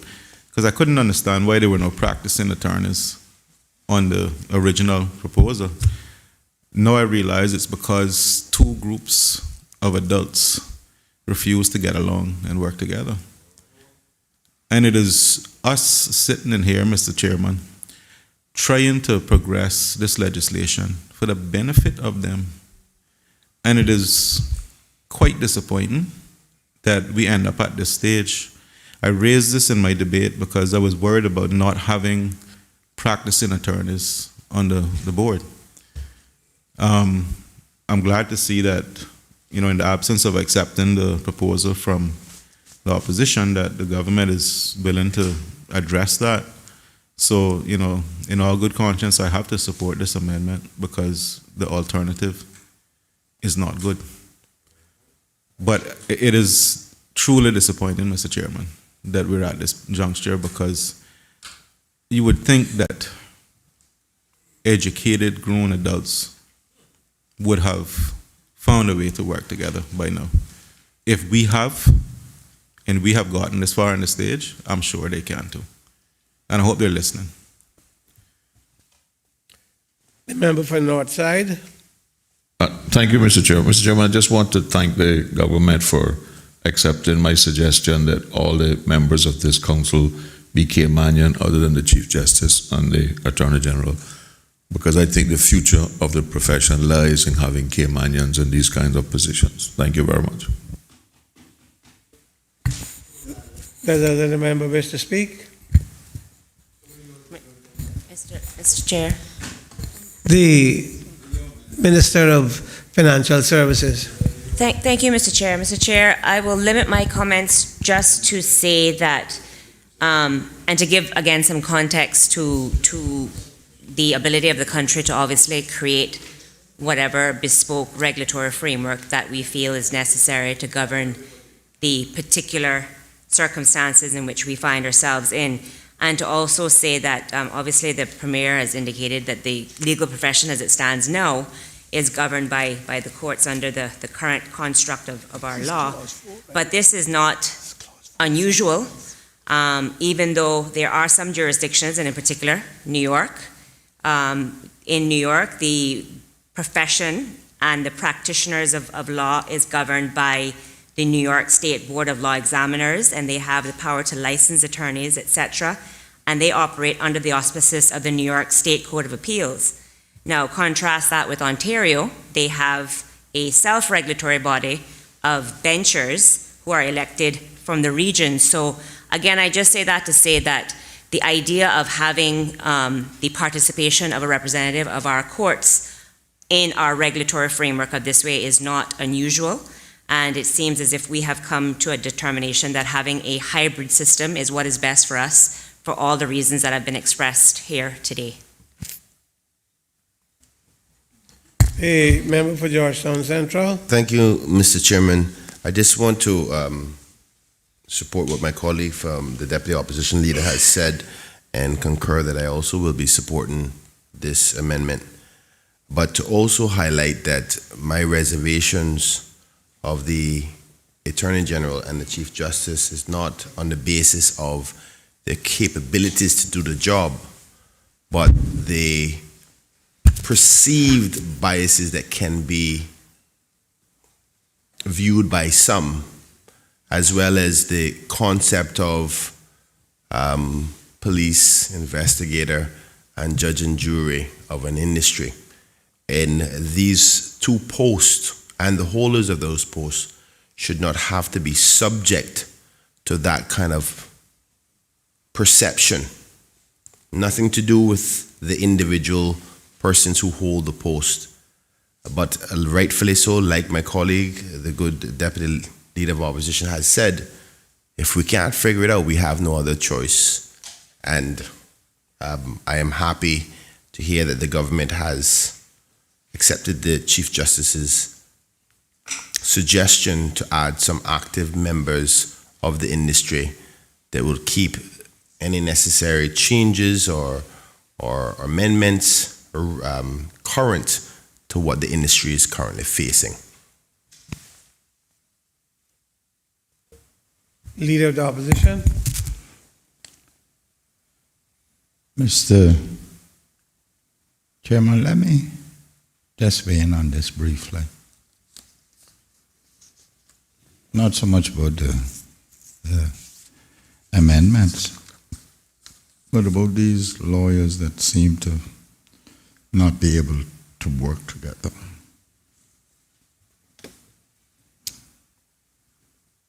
Is it? I believe that the makeup of the legal fraternity, if that's what you want to call it, is probably 80-20. 20% of being generational Caymanians or something like that, versus 80%. We speak of how these people don't want to work together. Yet, the accountants can work together to govern themselves. But we need to go there and trust the lawyers to advocate on our behalf out in our court. Well, I don't know how effective it is when we're defending them constantly and trying to make their life easier when they should be advocates.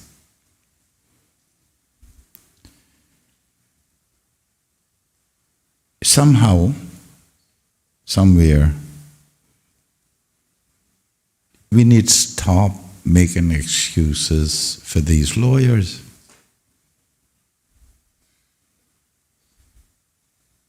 It's either they do it, or a system is put in place to force them to do it.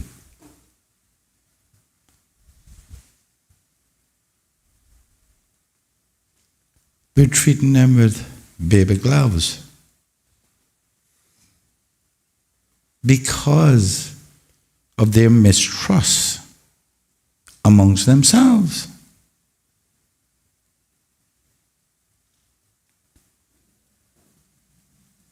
I believe they mistrust their shadows. Even in the midday sun, they mistrust their shadow.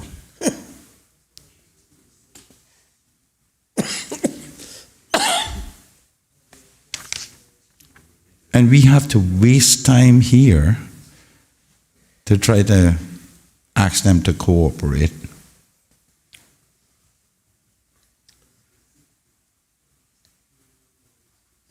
I don't think we're any better than they are.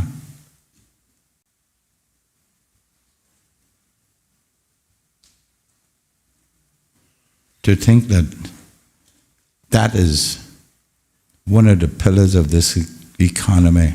They represent one side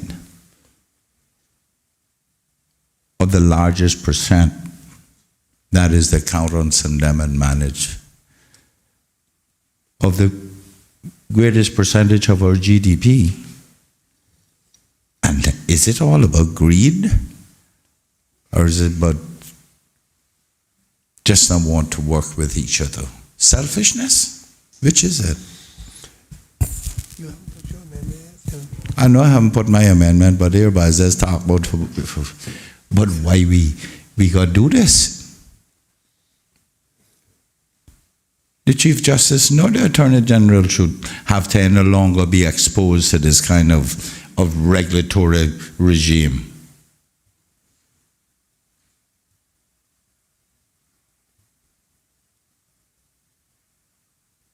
They're like children. Now we have to put controls on them to avoid them fighting amongst each other. Yet the Premier said the other day that there is room for everybody. I understand I made these points, but now we're in the committee.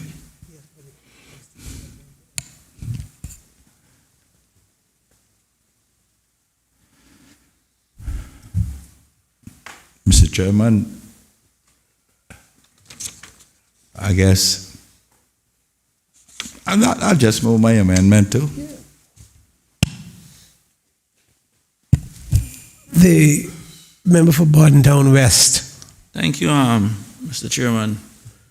I speak very briefly on this, but just to say that I too am disappointed that we're forced into this position by people or individuals or professionals that should be in the art of, I guess, negotiating or coming to some consensus.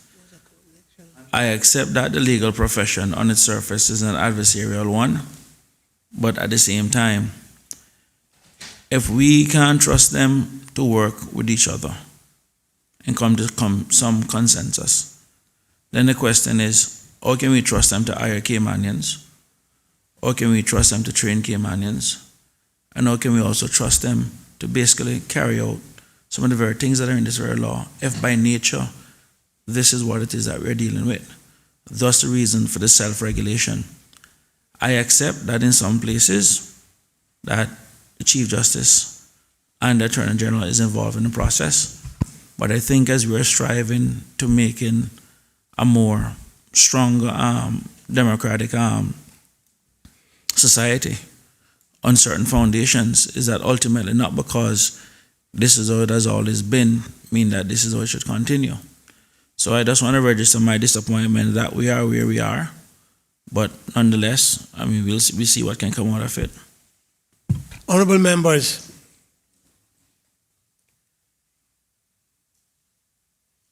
the purpose for amendments is not a general debate. And I listened closely, and what I'm hearing is a debate on these amendments, as I heard in the debate on the bill. You cannot do that in committee. And in particular, with this bill, we have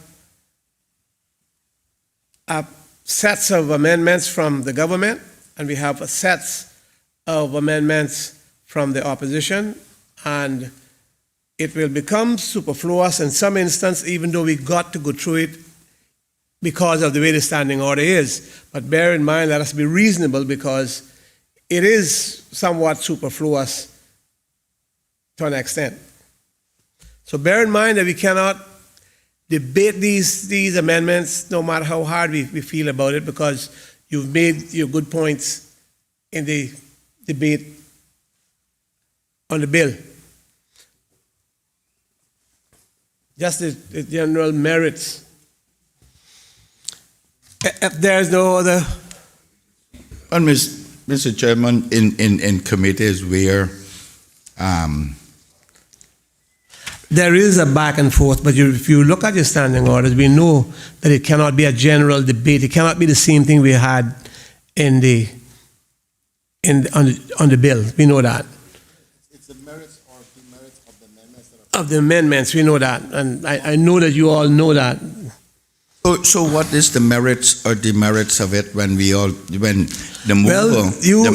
Each member in speaking is going to have to cut it closely to what it is, because the truth is, it will be, while this is all important, the process is important too.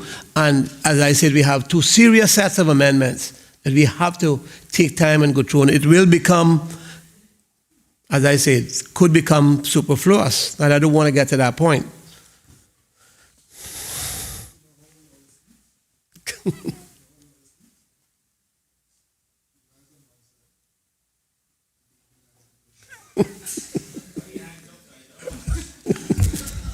So, Mr. Chairman, we're not going to go through that, because we come to the point of vote on this particular one. Let's take the vote on that one. Yeah, but Mr. Chairman, the mere fact that the government is in the majority does not give them any right to truncate anybody in here. No. And that's not going to happen. Honorable member, you have your opportunity on every one of your amendments, but you have to bear in mind, honorable member, that there is a limit to how much you can go into it, because you know that it has to stick to the merits and demerits, and in doing that, you cannot get the same thing on the amendment as you did in Finance Committee, and if you're smart enough to do it, then you're going to have to cut it very, very close. You know that because I know you know your standing orders. Mr. Chairman, that I do. I do know the standing orders. And the fact that the mover of, in committee, the mover of a motion expands upon it and explain why that motion is being moved, then every member in here has the right to respond. And as many times as they so choose, based on what was said. Not as many times, Honorable Member, and we're not going to go into that anymore because I will watch the process closely. You have huge sets of amendments that we have to get through. The question is that the amendment stands part of the clause. All those in favor, please say aye.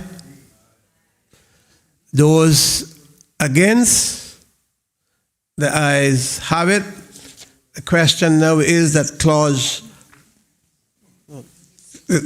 at this, yes, Honorable Leader of the Opposition.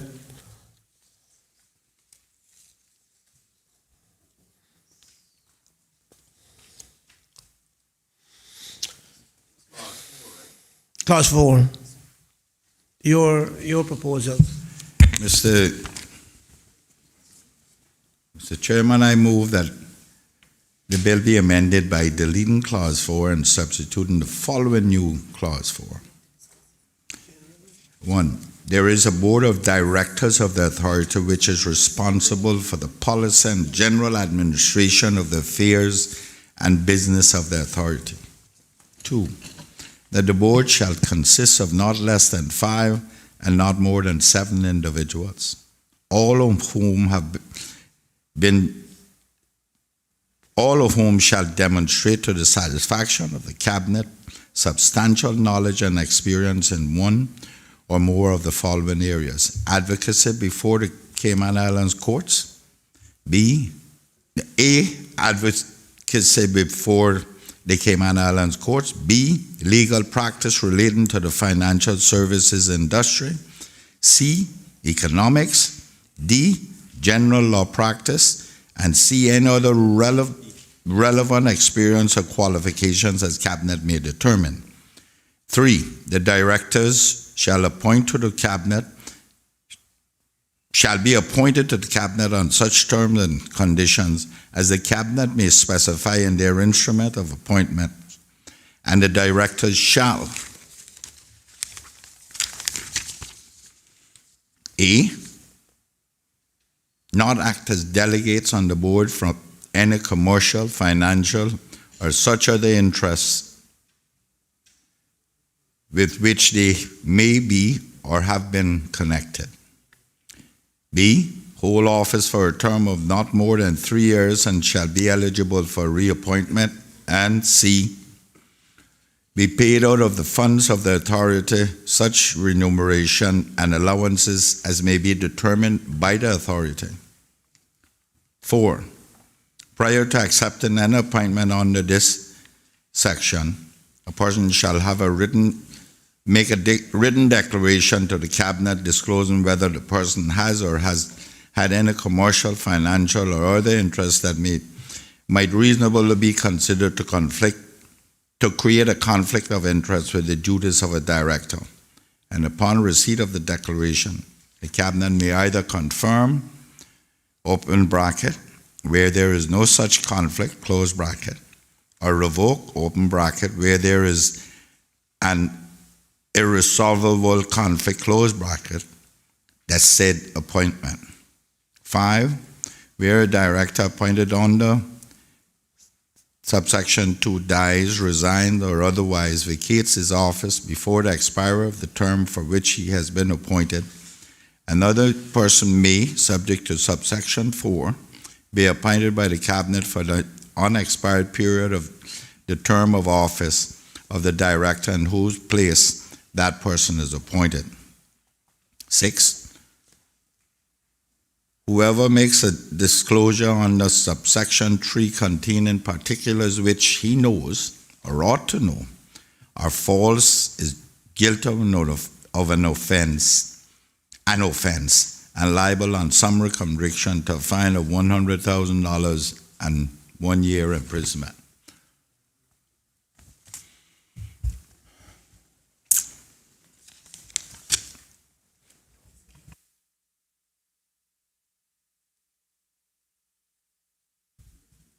The question is that the amendment proposed by the Leader of the Opposition stand part of the clause. All those in favor, please No, say aye. Mr. Chair.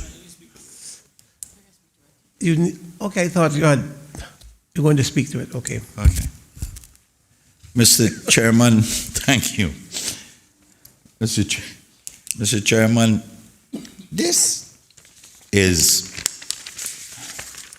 establishing the authority that we are talking about. And this is further establishing it in that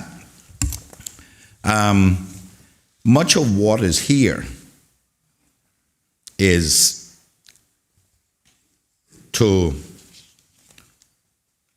taken straight out of many of the authorities that we have existing right now. It's just drawn straight out of them. And we do not see anything wrong with the establishment of an authority to manage these lawyers. Since they don't want to manage themselves, then they will be managed based on how everyone else or this parliament decides that they must be managed. And this is to ensure that their functions, their constitution, be robust enough to those who are put on that authority, robust enough in order that the directors it is clearly laid out what the conditions are of their appointment. Now,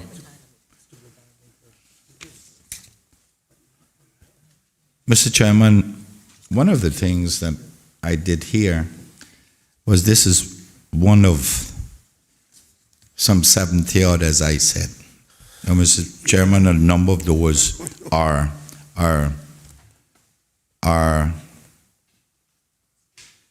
consequential amendments to the bill.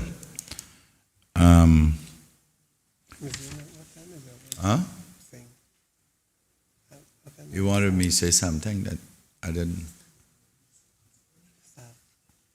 Or you were reminding me to say consequential? Okay. The government has decided they're not accepting any of ours, which is quite unfortunate, Mr. Chairman. Despite the Premier talking about us sitting down, he was just taking off a box so he could have something to say, that obviously. Ticking the box that he had consulted with us. There was I don't believe there was any attempt whatsoever to accept any proposals that we were making. This is the same thing happened with, at least in 2016, the proposals were accepted, many reneged upon subsequently.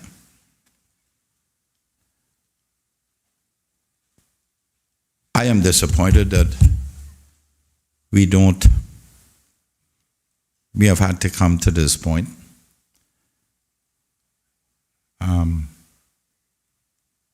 Especially so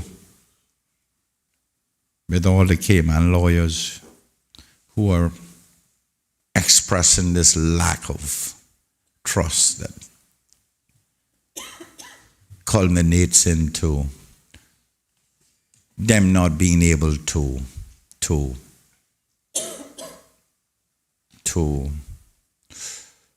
regulate themselves, work together to regulate themselves. I'm very disappointed in that. They should be the first to do all too. They should be the first to run, to ensure that their involvement gives them a position. But they just back off and leave us to do it and then complain.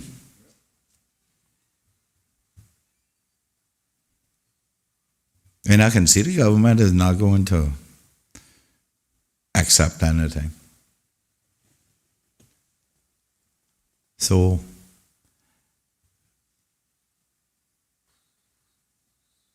that too is unfortunate. As hard as I work on this and consulted. But then the government believes that it's only Alpha that has put anything into this. Alpha, whatever their name is.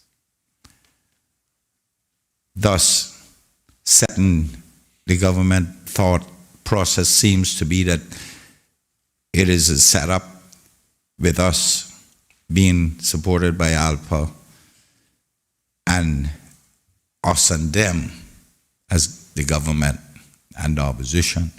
That's not the case. Truly, that's not the case, Mr. Speaker. There are a few of those lawyers out there who they send me messages, they send me emails, they send me suggestions. But then there are not enough of them to convince this government that we have anything of any value to contribute to this. That's unfortunate on the part of the government too.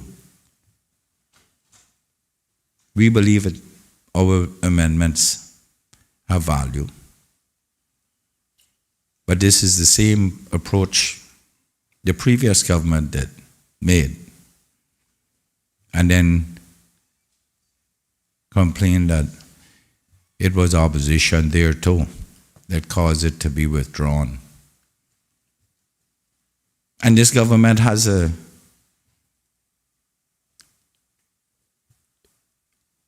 problem with some members of ALPA,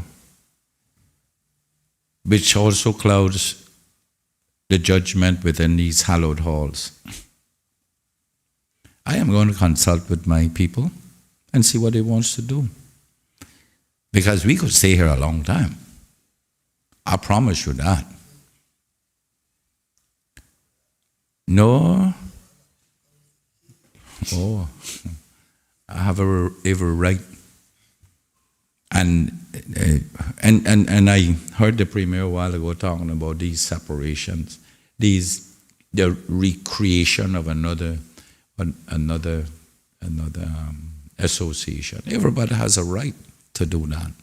Unfortunately, people became aggrieved because of what transpired, and now they continue to be upset and concerned about that. Because everybody believes that someone is using the big stick over them. And wouldn't we be aggrieved too? Haven't we been aggrieved in here about using the big stick on us during the separation of powers? Honorable Leader of the Opposition, you know that's not part of the amendment. It's an example. Honorable Leader of the Opposition,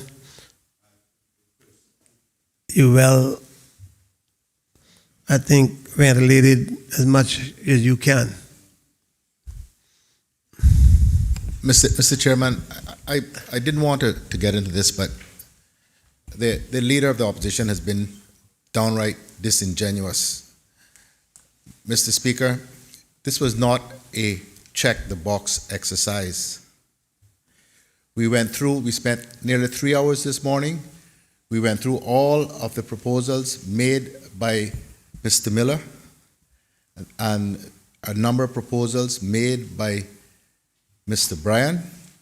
The government accepted almost all of them. We spent, the learned Attorney General and myself,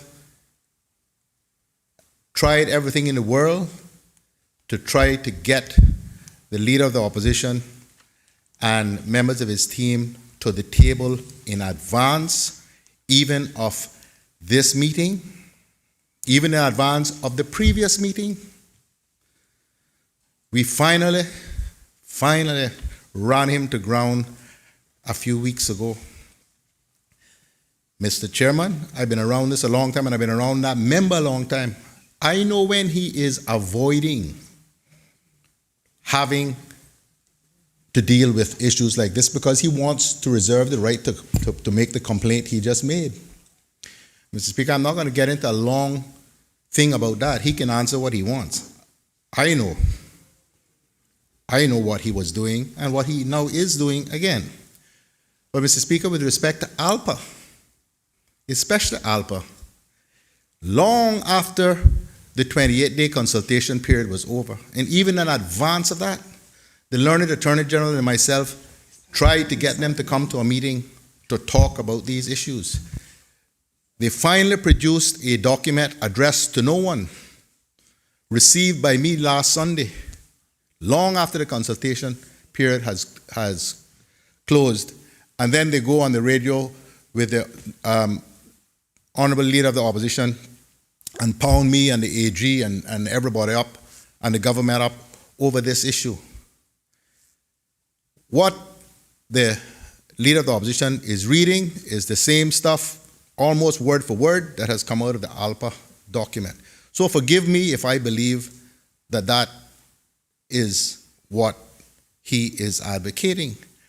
And Mr. Chairman, even before he spoke, a number of members on the other side of the official opposition have indicated their support for the government amendment with reservations and all of that, understood.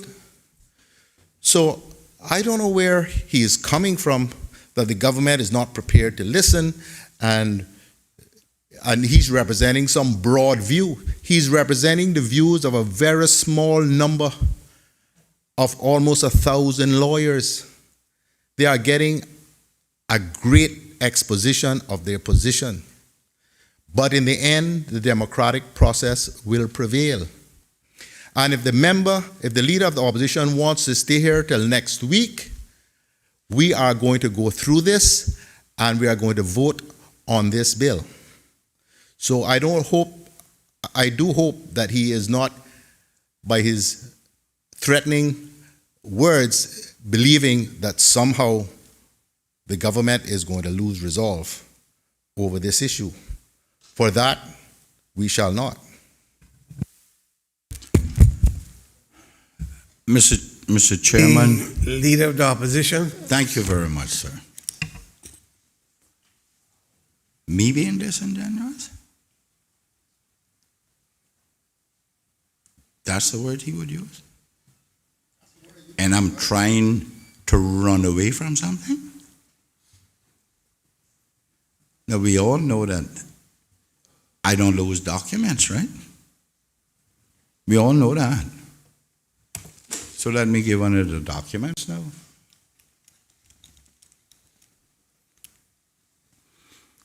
Mr. Chairman, and I got to respond to him as he laid it out. This Attorney General called me months ago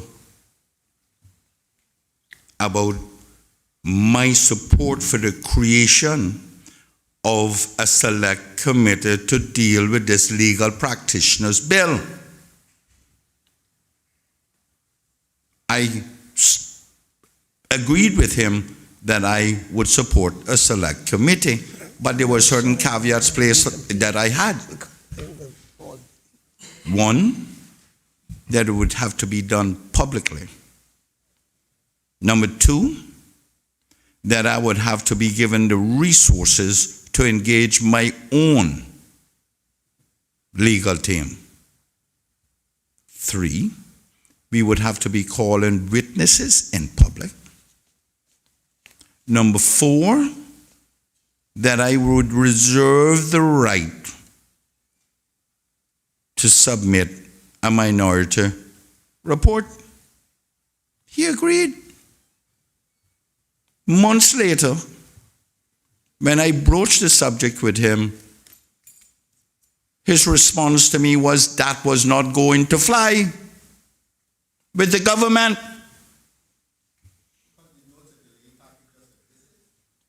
It wasn't me started it about delaying tactics. It wasn't me started it, it was you. You created that environment. But after I put conditions on it, then you backed out. And the conditions were not unreasonable.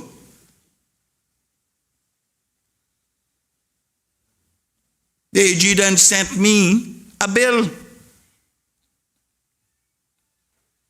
which I read, I circulated to my guys, and I read extensively.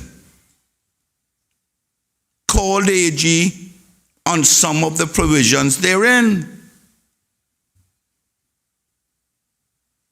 When I know another bill came out, minus some of the concerns that I had.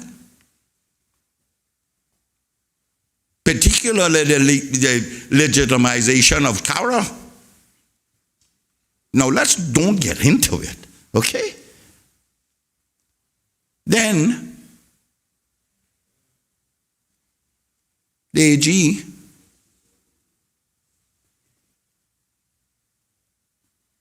there was a meeting held here with Silpa.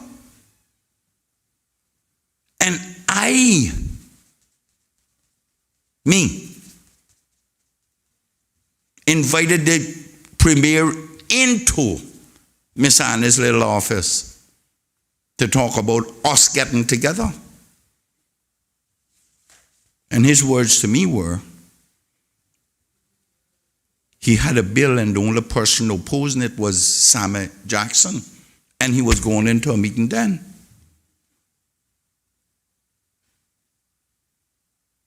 Therefore, there was no need for a meeting. The Attorney General sent me that evening a new bill. And said to me that the government is mindful to meet with us because the bill is going to be gazetted in a few days. What's the choice of words? Few days. Within 24 hours it was gazetted. Well, let's get it then, huh?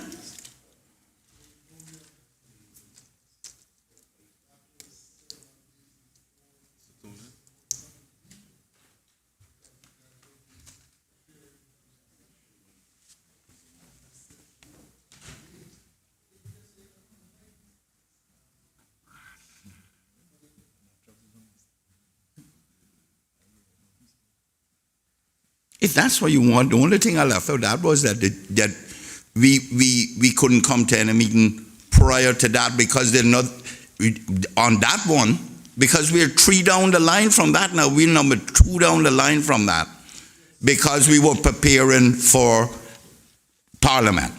And when I did not cancel anything. Mr. Chairman, the AG wrote me and asked me on behalf of the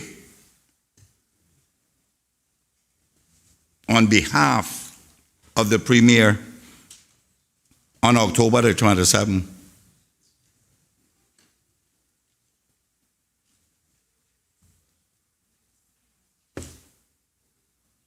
And asked for with the bill. And then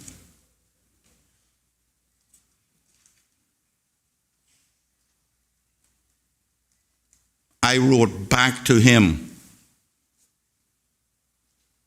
and said, Mr. AG, let me read what he sent to me.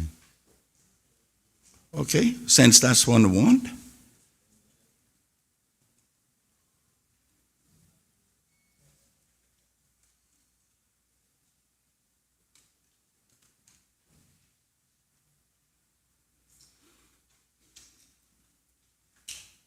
I said to him, "Dear JG, it seems like this is a bill that has been decided on and will be published as is. That seems to be the main purpose of your email to notify the opposition of the contents. It further indicates that the opposition will not have input or opportunity to propose changes. If such is the purpose of a meeting, then it would seem to be an exercise in futility to try to provide any meaningful input, especially based on what I have been recently told by the Premier. The outcome will be a fait accompli." That's me wrote to the AG.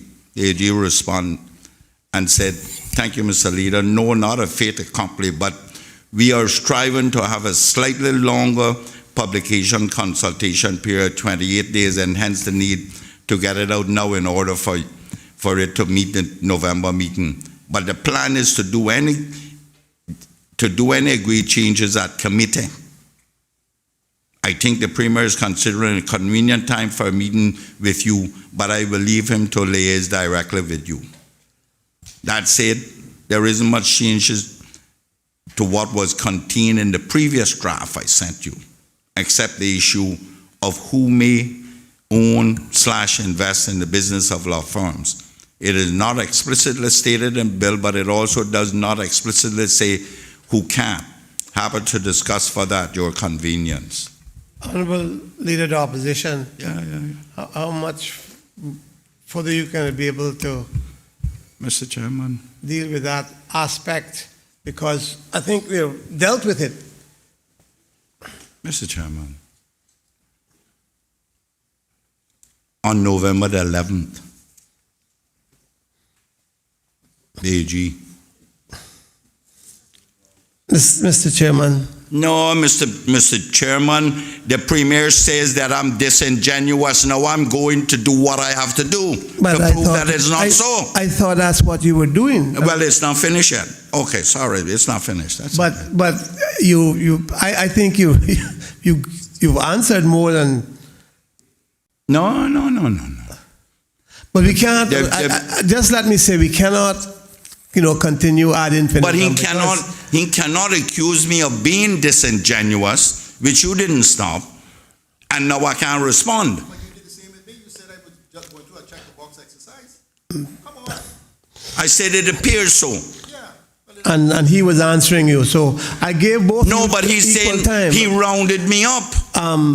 Honorable Leader of the And that, Opposition, Mr. can I Chairman, just tell you that the Premier answered you just about a minute past 4, and then he stopped at just about a minute or two after 5 minutes, so about 7 minutes.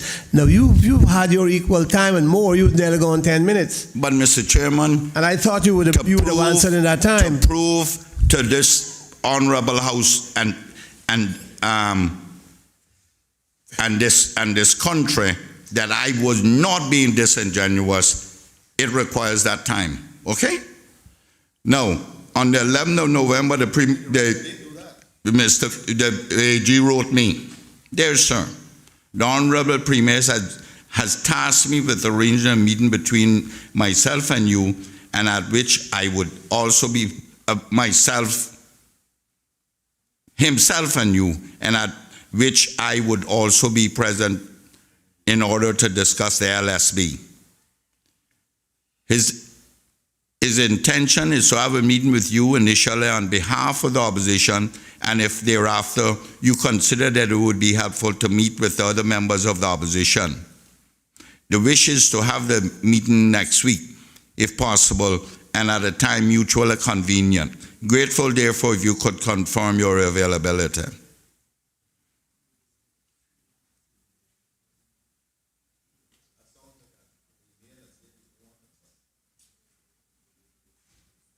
Mr. Chairman, I responded, "Dear AG, thank you for your email on behalf of the Premier and invite to meet on the proposed legal services bill. While I do not know the structure or purpose of the meeting, seeing that the bill has already been gazetted, I'm available Wednesday the 18th. Please let me know a time and place that is convenient." That's what I responded to him with. The AG responded, "Good morning and many thanks. Will revert with details as requested." The Premier staff then responded, requested that I change the Wednesday to the Thursday. I agreed with that. I agreed with it. But no one sent and told me where the meeting was going to be held.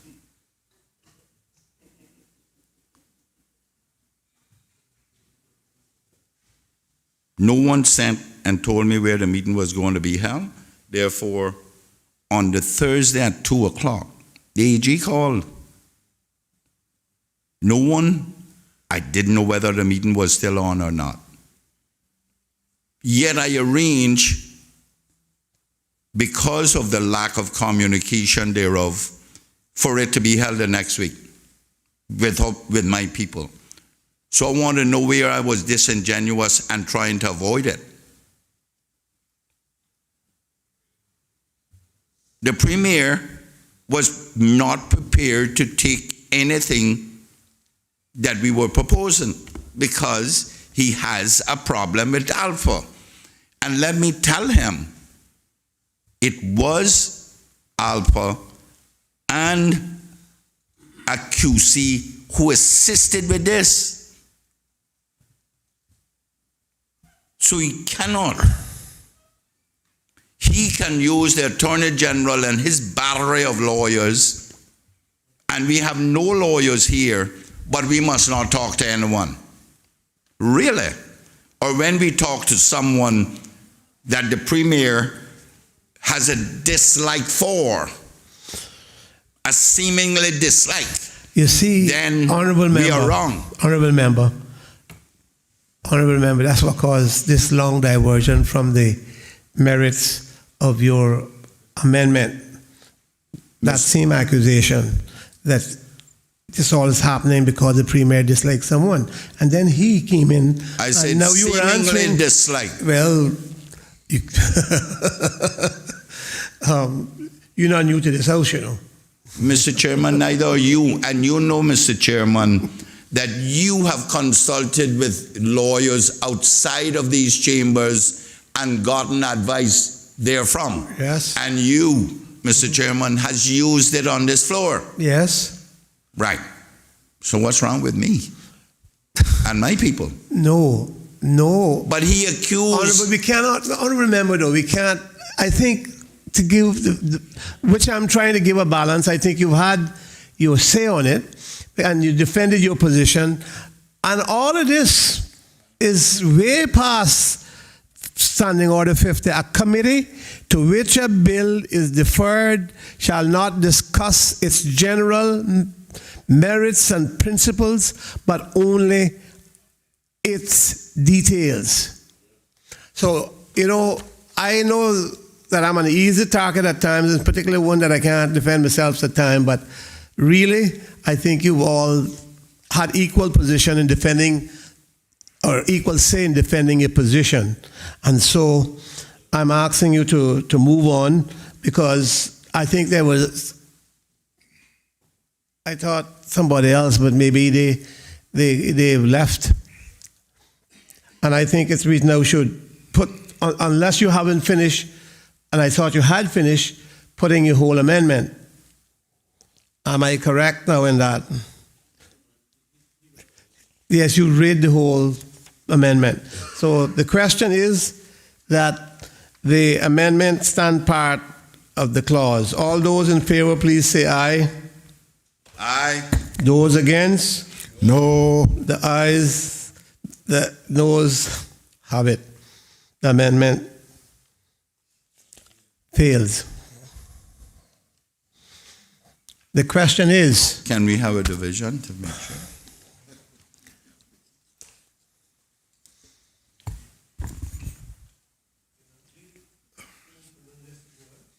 Huh? Clerk will divide. Honorable Alden McLaughlin. No. Honorable Moses Cocorno. No. Honorable Juliana O'Connor Conley. Absent.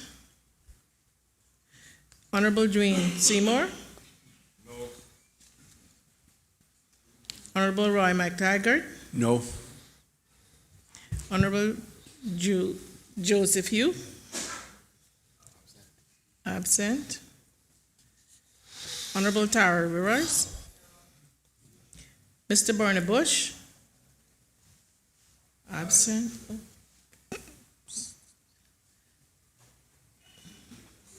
Captain Eugenie Banks. No. Honorable Barbara Conley. No. Mr. David White.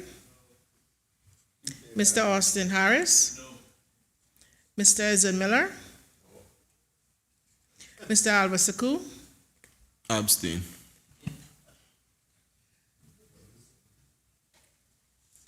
Mr. Kenneth Bryan. Abstain. Mr. Anthony Eden. Mr. Christopher Saunders. I was hoping chair when the vote was taken, but I would have voted aye. He was out. Honorable Arden McLean.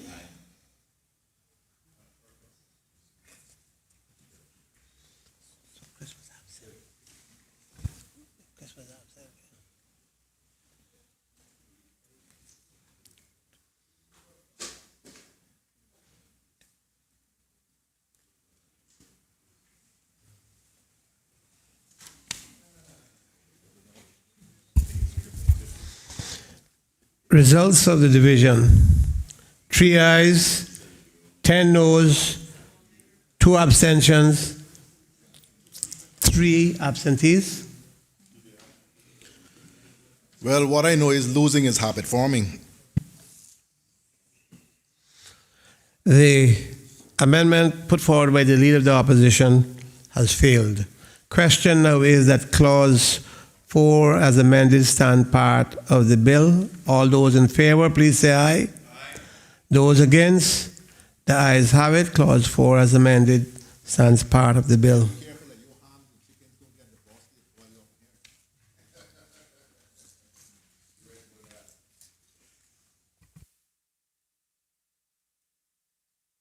Mr. Chairman, if I may. An intervention, if I may. Sorry. The Leader of the Opposition. Mr. Chairman.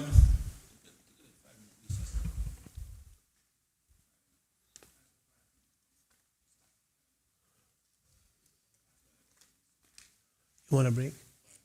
Yeah. They want a break. They need to discuss. Yeah. The House will suspend for 5 minutes. Mr. Chairman, before we take a break, I just need to be excused at 5 o'clock to go to my daughter's Christmas concert at Clifton High School. Thank you very much. The House will suspend proceedings for 5 minutes.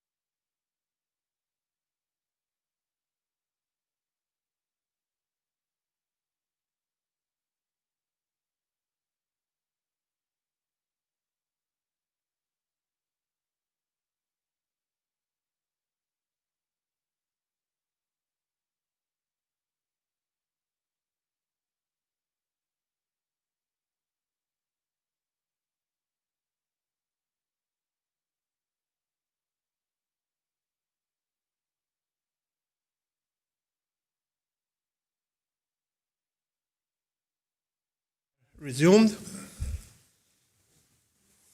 Please be seated.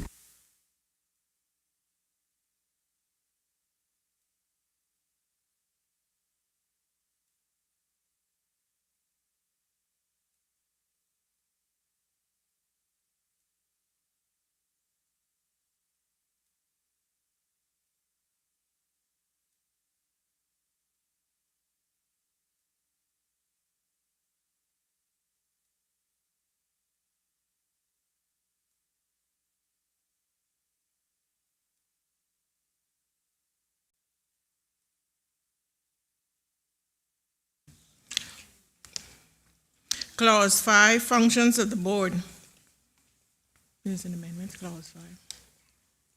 There's an amendment to Clause 5. An amendment to Clause 5. Premier, the Leader of the Opposition. Mr. Chairman, before we reach that,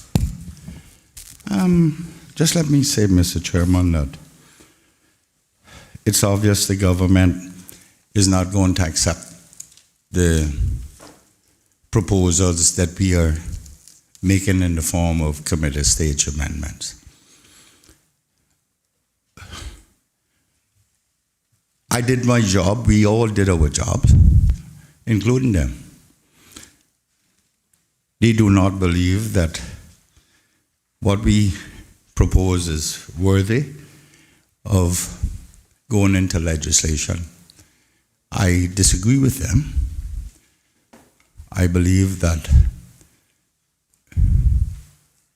we have statutory provisions in this country to ensure that the government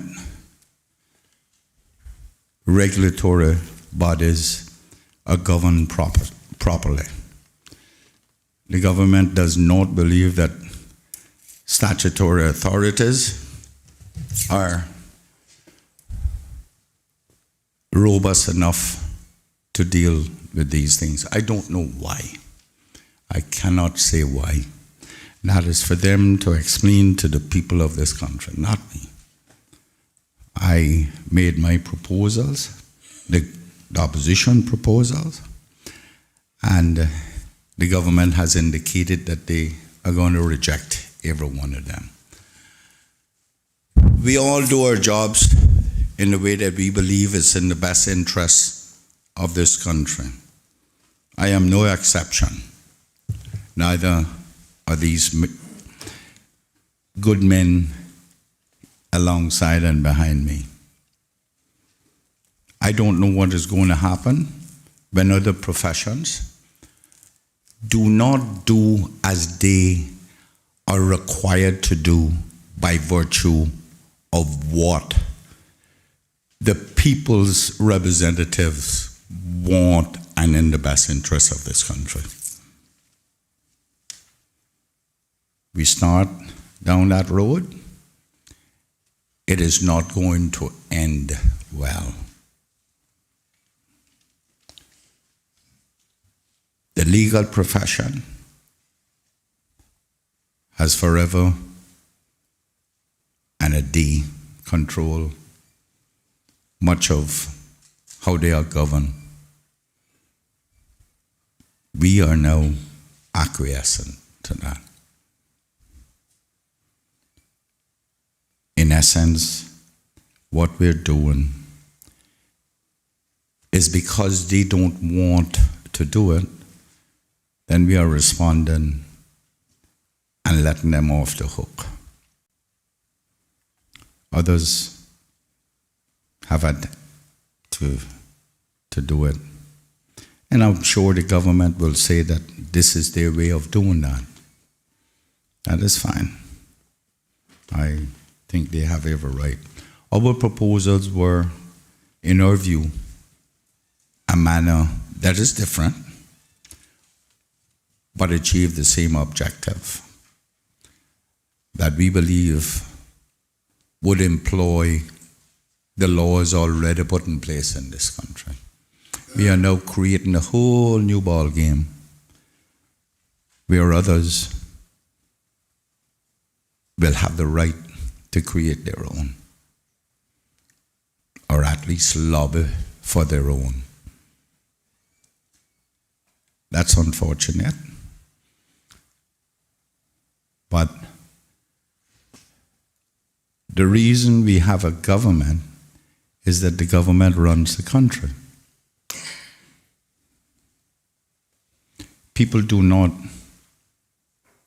elect governments. They remove governments. We all know that. Those of us who have been here long enough. The electors do not elect governments. They remove governments. They elect individuals. So governments must pay the price for their error in their ways, or so too must be the opposition. So too will the opposition. Mr. Speaker, in the interest of not carrying this any further, since the government has indicated that they are going to wholesale reject all that we have submitted because they are the majority. I will withdraw these amendments that we have put there, and therefore this bill will be the government's bill, without support from this side. And if we believe that this will work, one of the things that the member from Bartontown West wanted to do was to put a timeline on when this thing would be regularized and, in effect, remove the Attorney General and the Chief Justice from it. I believe it was reasonable because the Attorney General had said that they were hopeful that in short order the lawyers would see the error of their ways and come forth and join the chorus. I am not overly excited about his hopes, but at least the member, Mr. Saunders, made a proposal. That too was rejected. At the very least, the government should have embraced that and put a timeline on when the Attorney General and the Chief Justice had to be off. But of course, it appears that we cannot do anything with such commitments on our part and not have theirs. Mr. Chairman,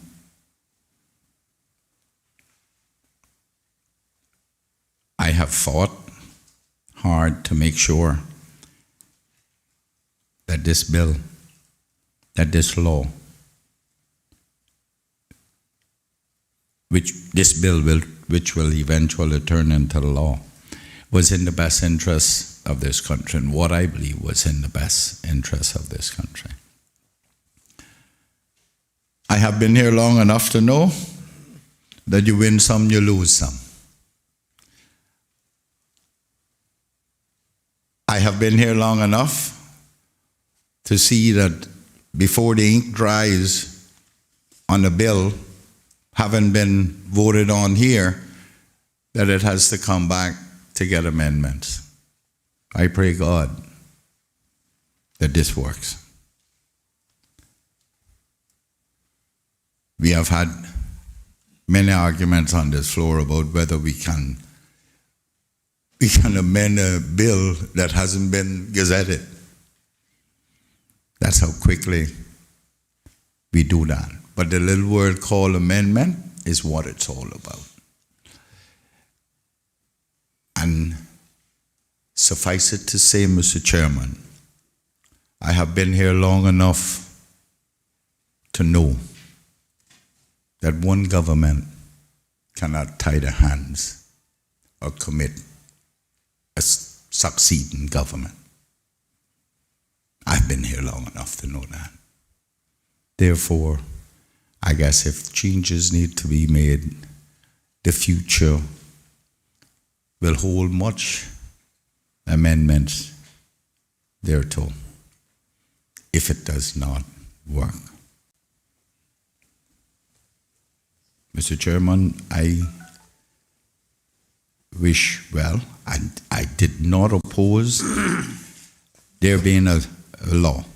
I did not oppose there being a bill because I know something had to be done. Neither did I oppose it in 2016. I wanted changes to it, Mr. Chairman, as you well know. And your good self was there with me when I did the proposals then. They were accepted with some concessions, and then they were reneged upon the following morning. I have fought the good fight on behalf of the people. Let all those who can say aye, say aye.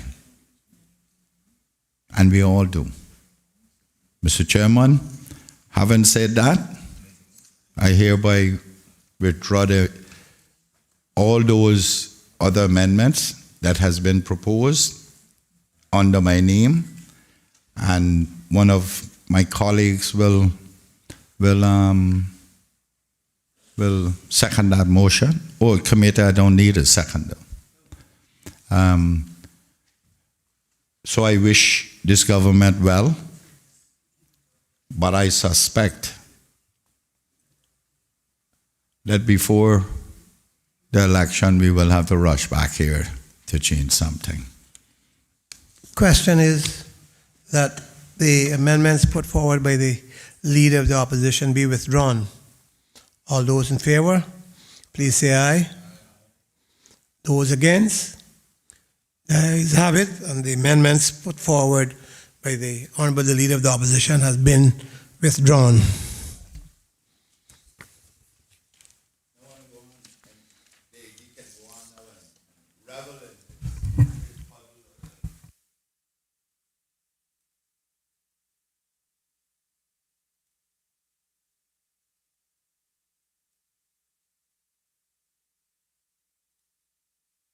Honorable Premier. 5.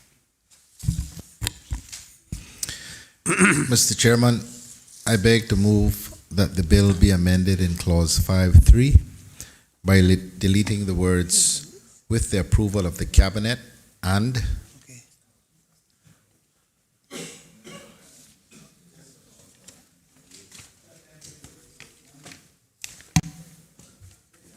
That's it. You're not speaking. The question is that the amendment stand part of the clause. All those in favor, please say aye. Mr. Chair. Those against. Mr. Chairman. Which clause are you dealing with right now? Sorry? Which clause are you dealing with? 5? 5. But I have other amendments on here under clause 5 by the government. But you have to wait until this one is voted on, and then you move those. But you don't have on here that amendment on this sheet of paper that you gave us? The word "and"? You don't have no amendment to 5, do you? I don't see any.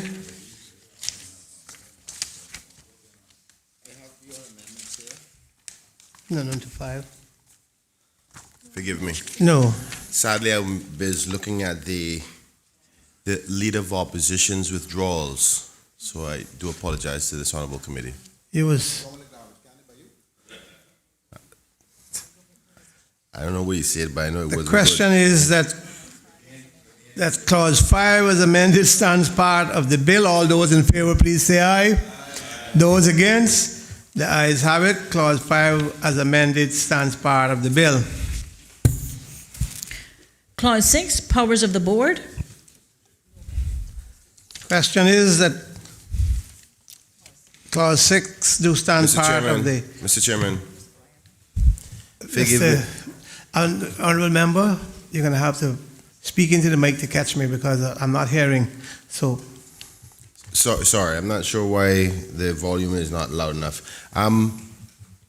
Unfortunately, due to the fact that I didn't see that amendment, I didn't recognize you voted on that whole clause just now. I thought you were voting on the amendment, and then once the amendment is agreed upon, then the clause as it stands. which one you talk about? I did that, but which one you talking about? 5? 5, correct. But you don't have anything on 5, do you? No. You wanted to say something on it? Yes. We pass that. Save it for the next one.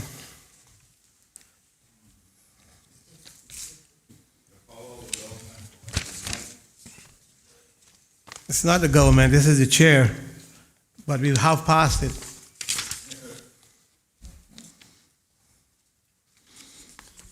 Mr. Chairman, can you identify exactly where we are now, please? In respect to the government's motion. We are on going to Clause 6, powers of the board.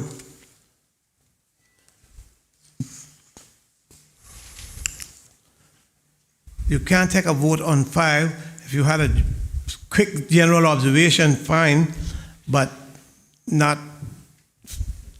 to take a vote. The vote is already passed on 5. This is 6. Correct. Go ahead. So, am I allowed to speak now? On 6? Yes.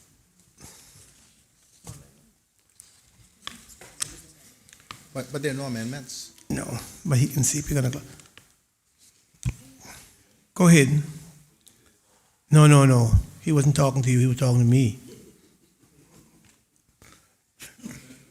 I was just saying there were no amendments, that's all.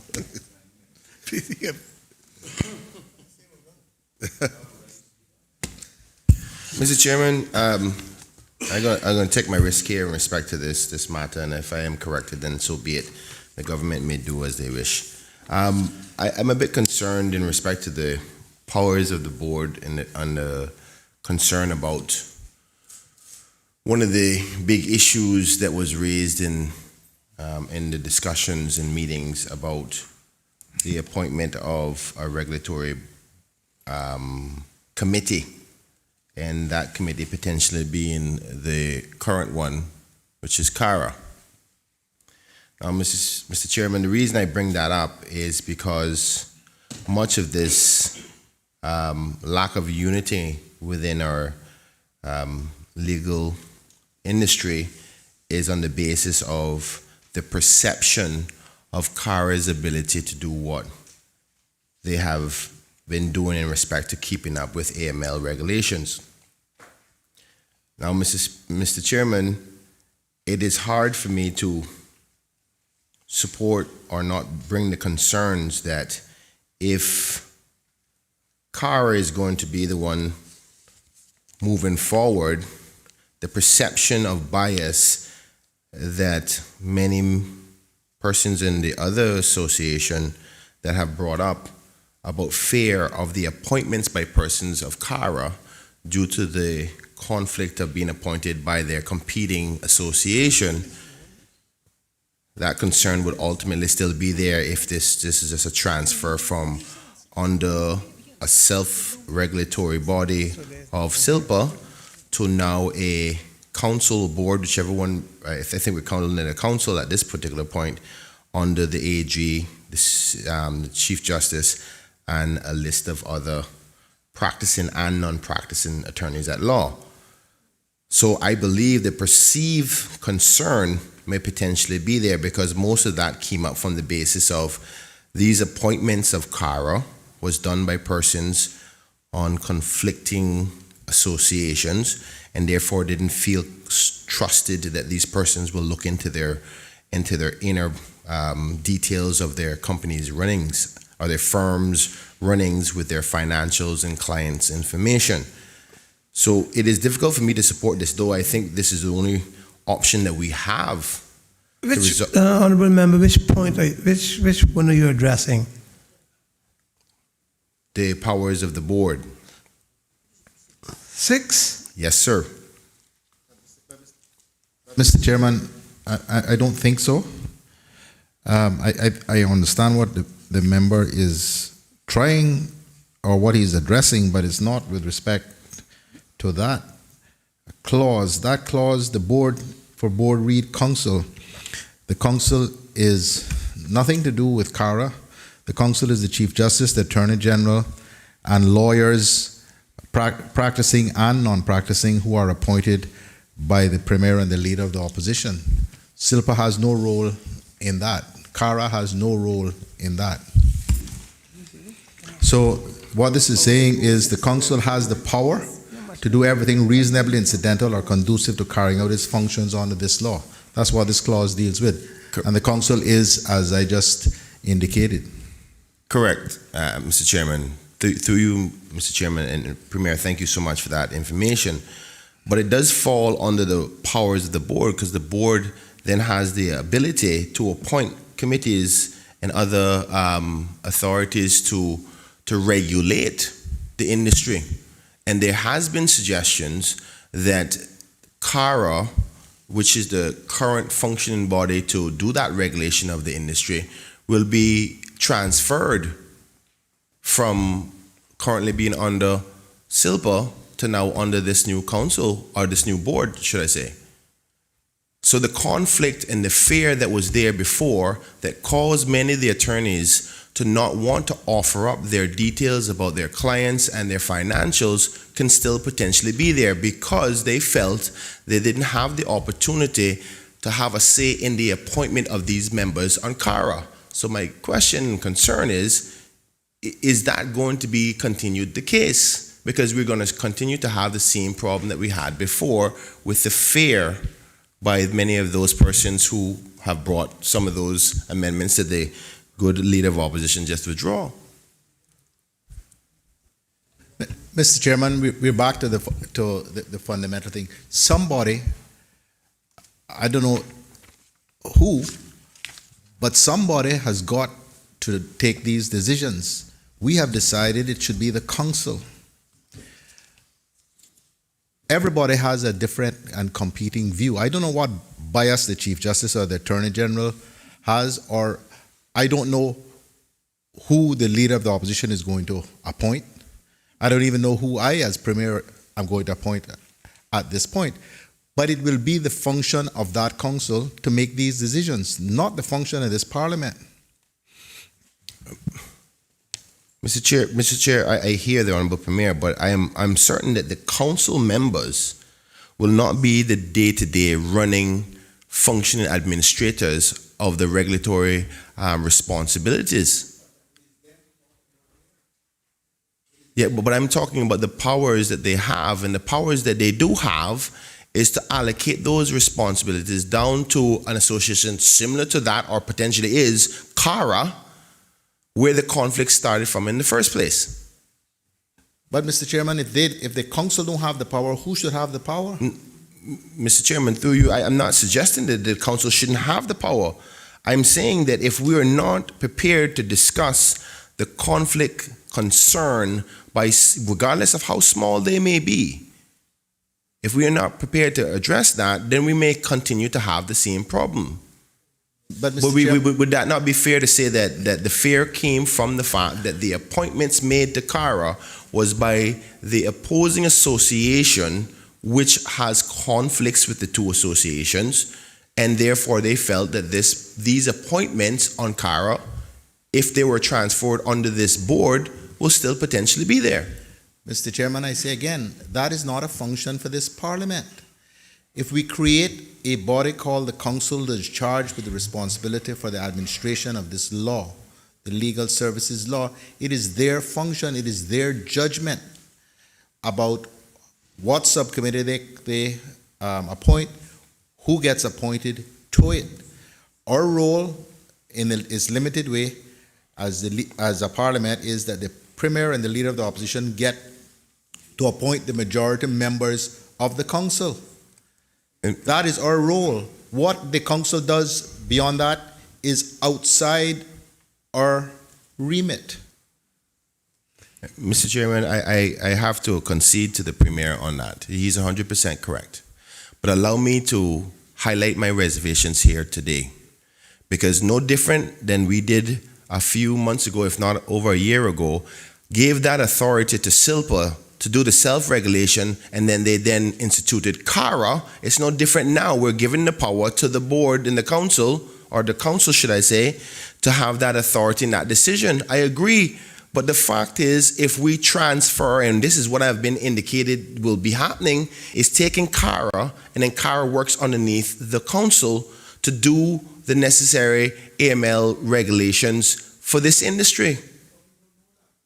Well, I tell you what, we don't know that, and neither can we do that as members of parliament, but I can tell you this, if that happens, and we don't recognize the conflicts that these members have brought up based on not having a fair, proportionate opportunity to have a say in those appointments, what you have to do in CARA is flush it all out again and have a brand new appointment system of the persons who are running the functions of CARA, because the perception of those biases will continue to be there.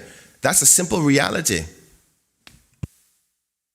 Mr. Chair, that's my contribution. We're not going to get any further with that, but the member still does not appear to understand that there is a limit to the role of members of parliament.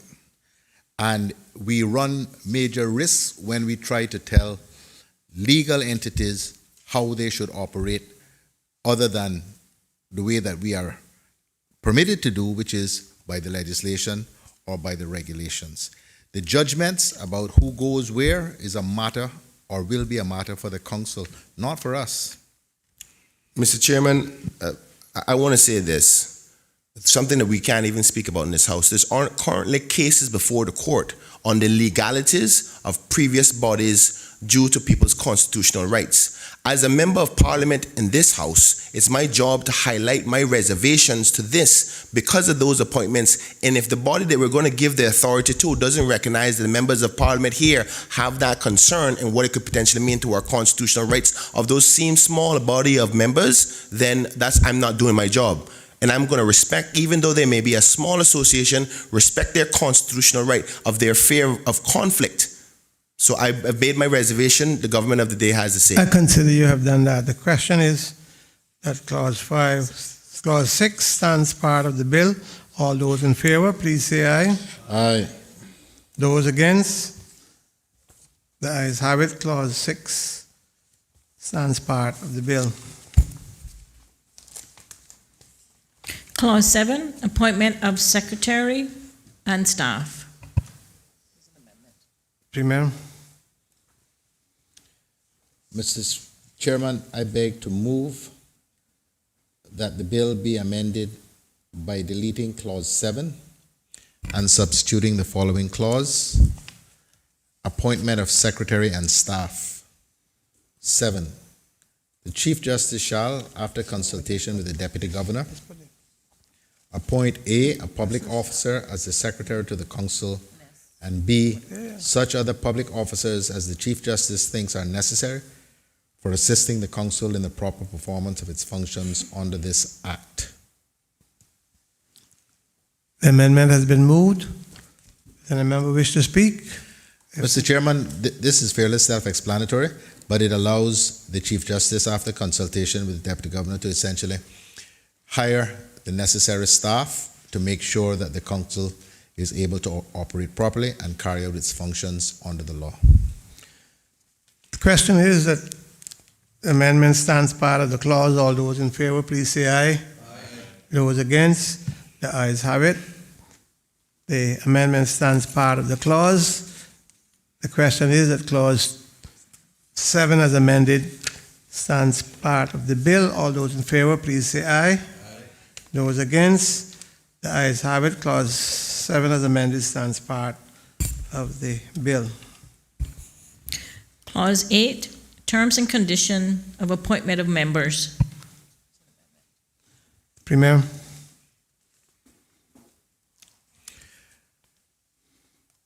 Mr. Chairman, I beg to move that the bill be amended in Clause 8.1.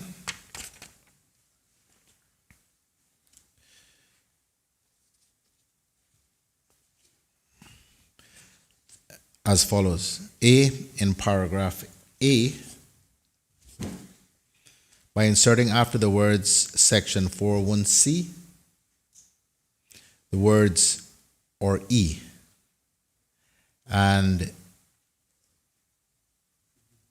B, in paragraph B, by inserting after the words section 41D the words or F.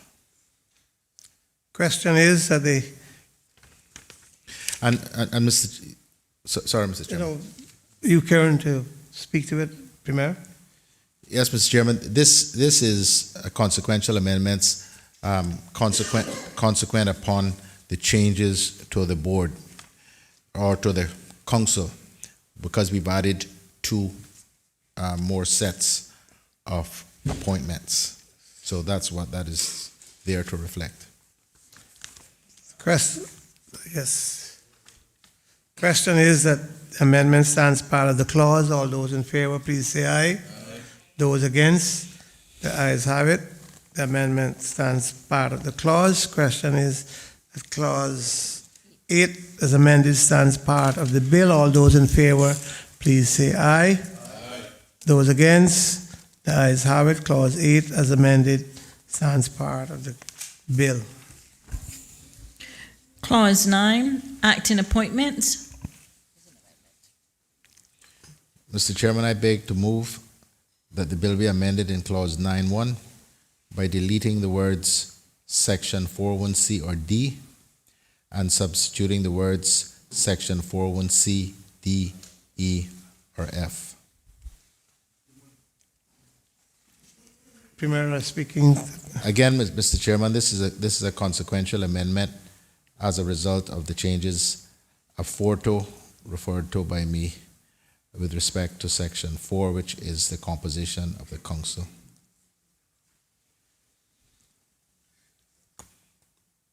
If no other member wishes to speak, the question is that clause 9 as amended stands. The question is that amendment stands part of the clause. All in favor, please say aye. Those against, the ayes have it. Clause, the amendment will now stand part of the clause. Question is that the clause now stands part, clause 9 as amended stands part of the bill. All those in favor, please say aye. Those against, the ayes have it. Clause 9 as amended stands part of the bill. Clause 10, resignation. Question is that the clause who stands part of the bill. All those in favor, please say aye. Aye. Those against, the ayes have it. The clause stands part of the bill. Clause 11, revocation of appointment. Premier. Mr. Chairman, I beg to move that the bill be amended in clause 11.1 as follows. A, by inserting after the words section 41C the words or E, and B, by inserting after the words section 41D the words or F.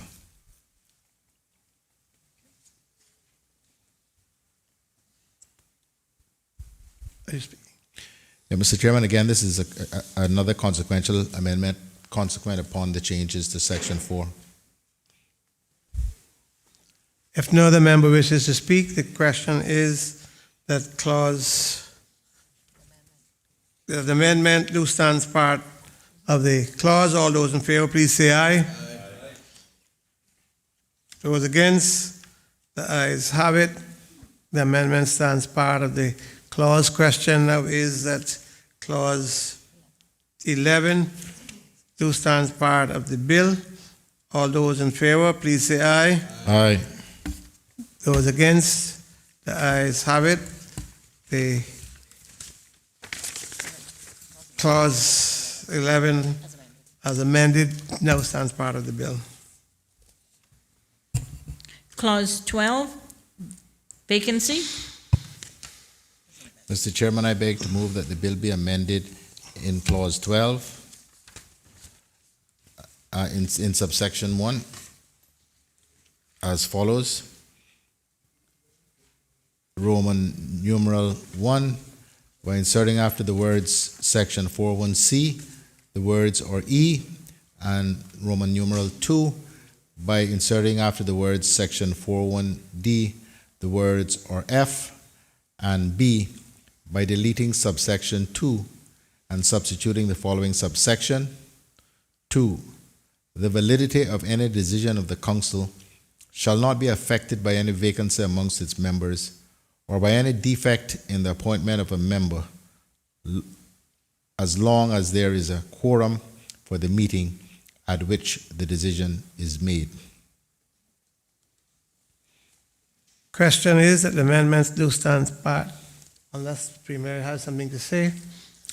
No, Mr. Chairman, the subsection A, 1A, again, is amendments consequential to the changes to Section 4, the composition of the board, and then B speaks for itself, essentially saying that the validity of a decision of the Council is not affected by any vacancy in its members or any defect in the appointment of members, etc.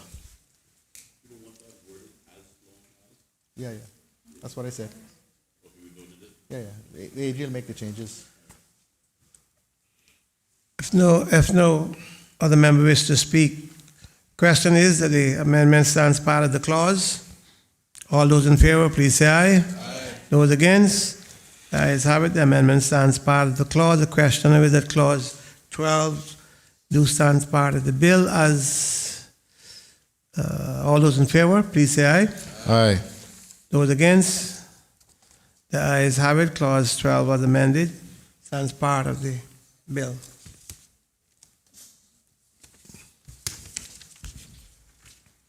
Clause 13, gazetting appointed members. Clause 14, board to regulate its practice and procedures. Question is that clauses 14 and 15 do... No, 13 and 14. 13 and... Is it 13? 13 and 14 do stand part of the bill. All those in favor, please say aye. Aye. Those against, the ayes have it. Clauses 13 and 14 do stand part of the bill. Clause 15, meetings. Mr. Chairman, I beg to move that the bill be amended in clause 15 as follows. A, in subsection 2, by inserting after the words Chief Justice where they first occur the word or.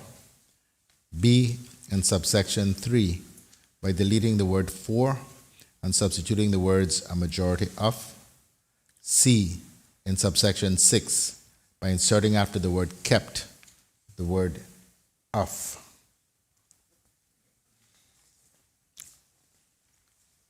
Is this Premier speaking to? No, Mr. Question Speaker, is, not really. question is then that the clause 15 as amended stands part of the bill. All those in favor, please say aye. Aye. Those against, the ayes have it. Clause 15 as amended stands part of the bill. The question now is that clause 15 do stand part of the bill. Let me take that again. The question is that the amendment stands part of the clause. You have voted, but let's put on our belts and braces now then. All those in favor, please say aye. Aye. Those against, the ayes have it. The amendment stands part of the clause. Question is that clause 15 as amended stands part of the bill. Aye. All those in favor? Aye. Those against, the ayes have it. Clause 15 as amended stands part of the bill. Clause 16, protection from liability. Clause 17, disclosure of members' interests. Question is that clauses 16 and 17 do stand part of the bill. All those in favor, please say aye. Aye. Those against, the ayes have it. Clauses 15 and 16 stands part of the bill. 16 and 17 stands part of the bill. Clause 18. Clause 18, appointed members to be paid allowance. Mr. Chairman, I beg to move that the bill be amended in Clause 18 as follows. A, in the section heading by deleting the word to and substituting the word may, and B, by deleting the word shall and substituting the word may. Question is that the amendment stands part of the clause. All those in favor, please say aye. Aye. Those against, the ayes have it. The clause as amended. The amendment stands part of the clause. Question now is that clause 18 stands part of the bill. All those in favor, please say aye. Aye. Those against, the ayes have it. Clause 18 as amended stands part of the bill.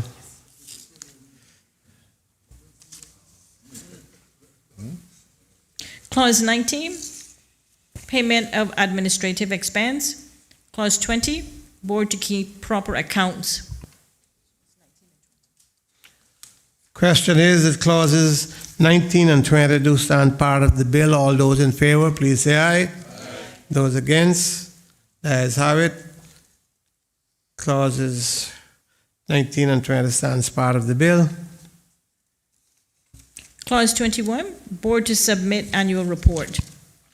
Mr. Chairman, I beg to move that the bill be amended in Clause 21 by inserting after the words preceding financial year, the words and publish the annual report in the Gazette. Question is that the amendment do stands part of the bill. All those in favor, please say aye. Aye. Those against, the ayes have it. Question now is that clause 21 as amended stands part of the bill. All those in favor, please say aye. Aye. Those against, the ayes have it. Clause 21 as amended stands part of the bill.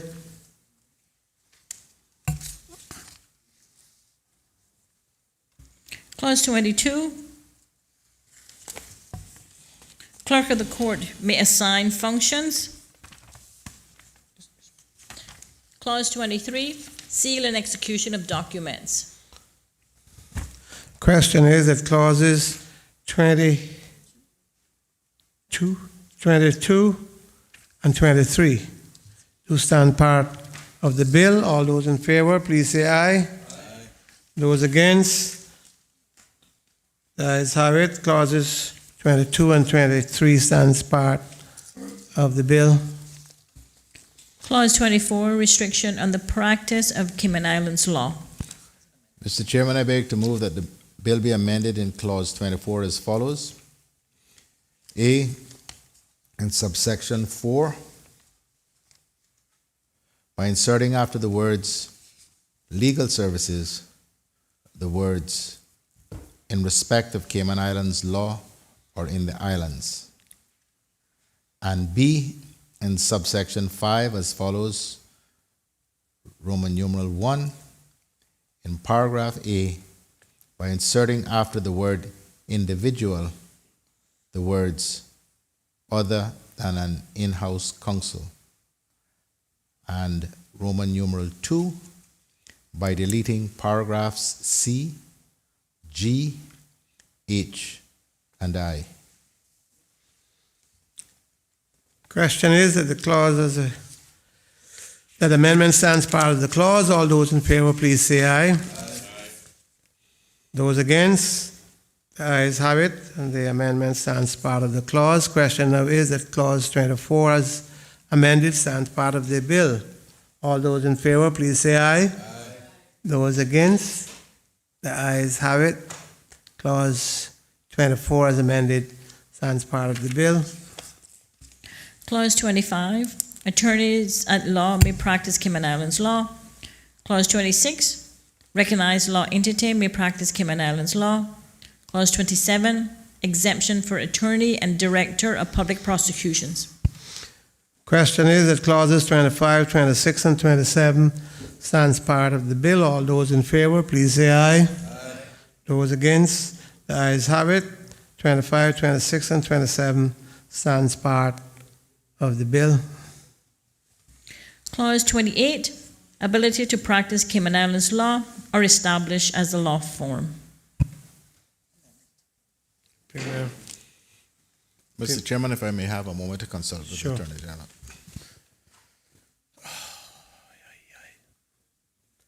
There's got to be a short way to do this.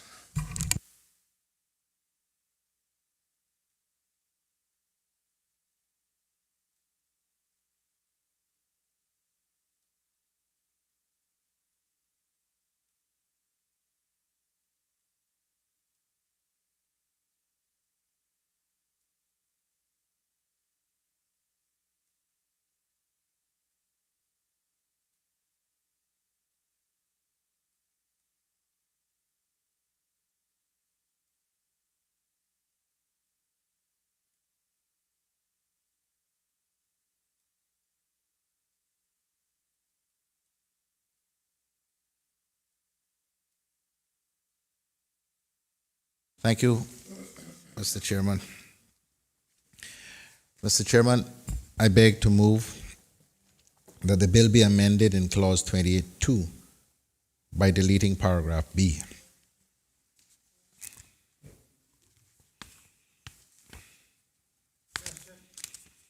Question is that the amendment stands part of the clause. All those in favor, please say aye. Those against, the ayes have it. The amendment stands part of the clause. Question now is that clause 28 as amended stand part of the bill. All those in favor, please say aye. Those against, the ayes have it. Clause 28 as amended stands part of the bill.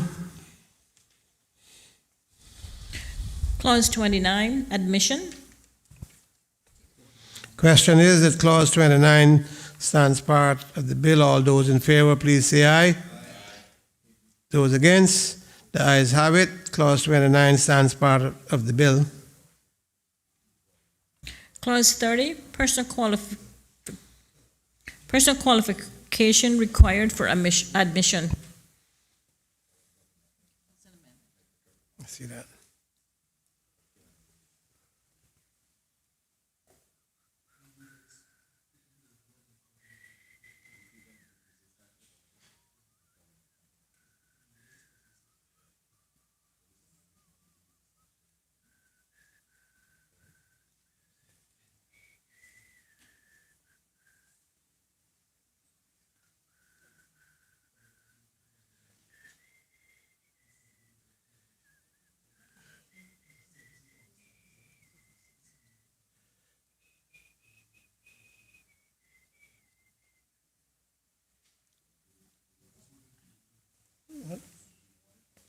Come here.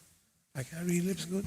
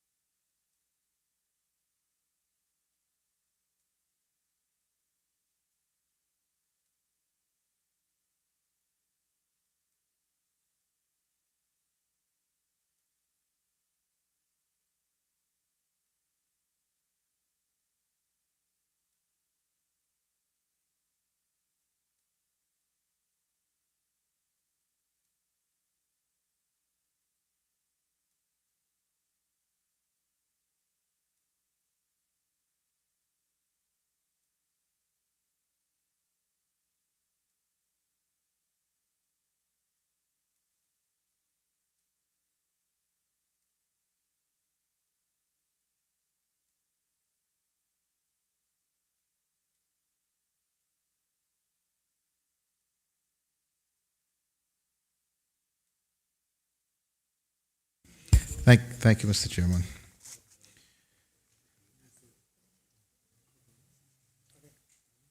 Mr. Chairman, I beg to move that the bill be amended in clause 30C by inserting after the word government the words or a statutory authority. Question is that The amendment stands part of the clause. All those in favor, please say aye. Aye. Those against, the ayes have it. The amendment stands part of the clause. Question now is that clause 30C stand part of the, as a, 30C as amended, stand part of the bill. All those in favor, please say aye. Aye. Those against, the ayes have it. Clause 30C as amended stands part of the bill.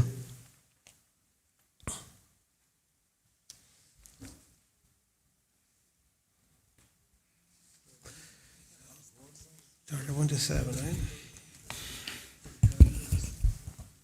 Clause 31, additional personal qualifications. Clause 32, professional qualification required for admission. Clause 33, post-foreign qualification experience requirement. Clause 34, application for admission. Clause 35, application for admission to practice in a specific suit or matter. Clause 36, status of attorney at law. Question is that clauses 31 through to 36 stand part of the bill. All those in favor, please say aye. Aye. Those against, the ayes have it. Clauses 31 through to 36 stands part of the bill. Clause 37, requirement to comply with obligations and to observe Code of Professional Conduct. Premier. Mr. Chairman, I beg to move that the bill be amended in clause 37 as follows. A, by deleting subsection 3 and substituting the following subsection. 3, the council shall, after consultation with the legal profession, issue and publish both in the Gazette and in such other media as the council determines a code of professional conduct for attorneys at law and recognize law entities within 60 days after the commencement of this act. And B, in subsection 5, by deleting the words does not amount to professional conduct, but, and substituting therefore the words may amount to professional misconduct and. Question is, you're not speaking. Question is that clause, that the amendment do stand part of the clause. All those in favor, please say aye. Aye. Those against, the ayes have it. The amendment stands part of the clause. Question now is that clause 37 as amended stand part of the bill. All those in favor, please say aye. Those against, the ayes have it. Clause 37 as amended stands part of the bill.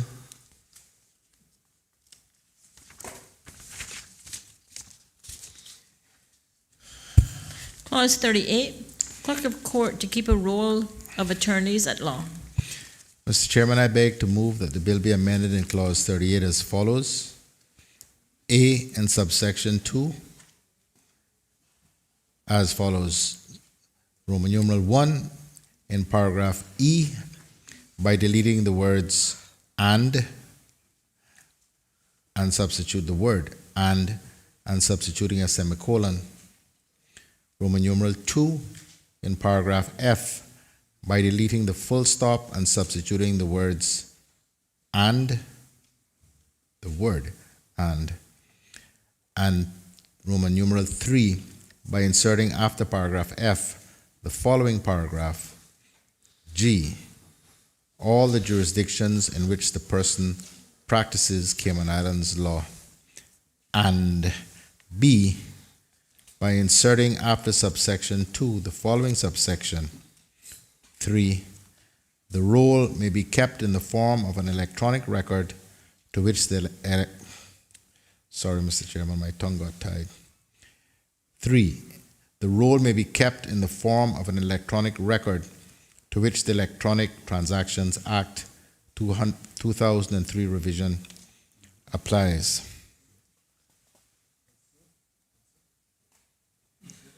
Question is that the amendment stands part of the clause. All those in favor, please say aye. Those against, the ayes have it. The amendment stands part of the clause. Question is that clause 38 stands. 38. The question is that 38, as amended, stands part of the bill. All those in favor, please say aye. Aye. Those against, the ayes have it. Clause 38, as amended, stands part of the bill. Clause 39, roll to be open for inspection. Clause 40, certificate of enrollment. Clause 41, altercation.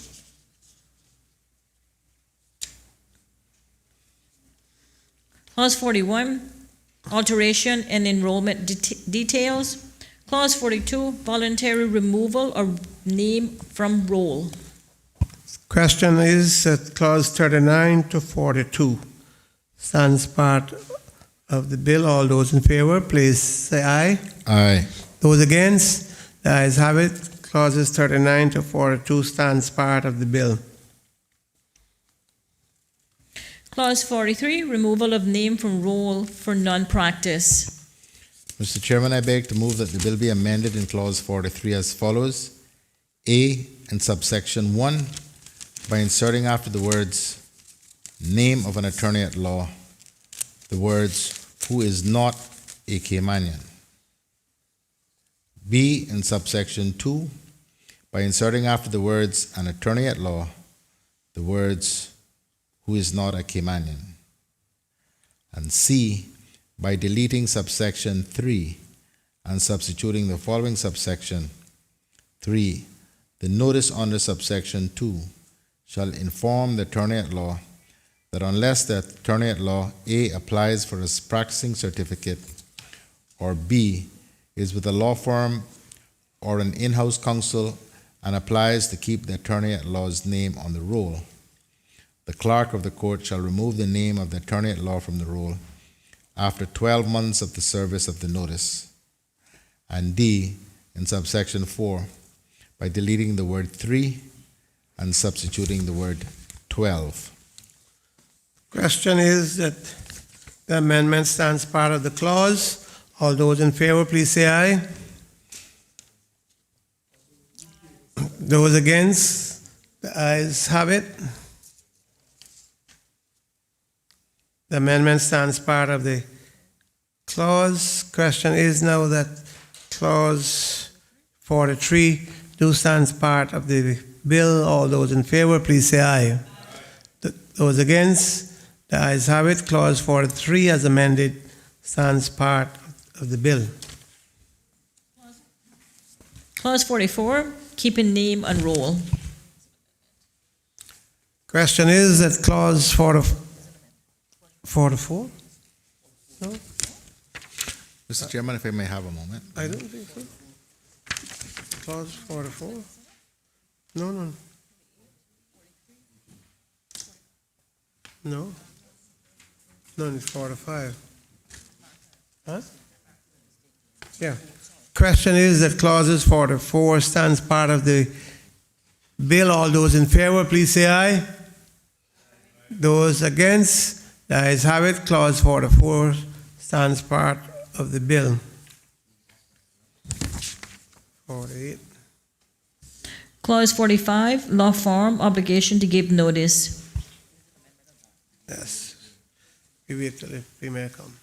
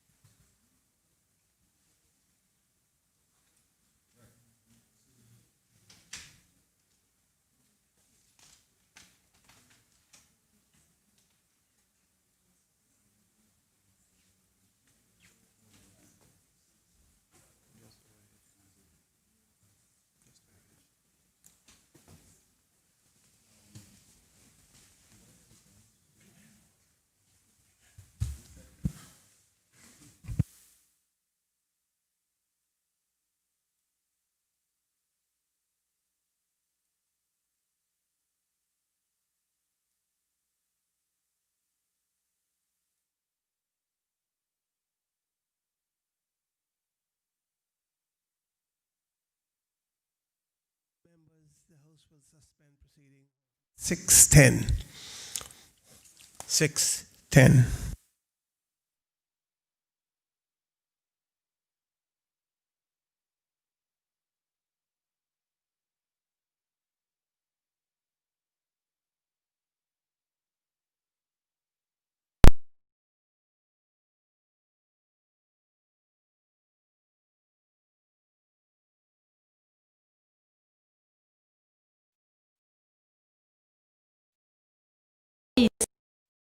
By 2 feet 6 inches. All enclosures should be a minimum of 6 inches from the ground.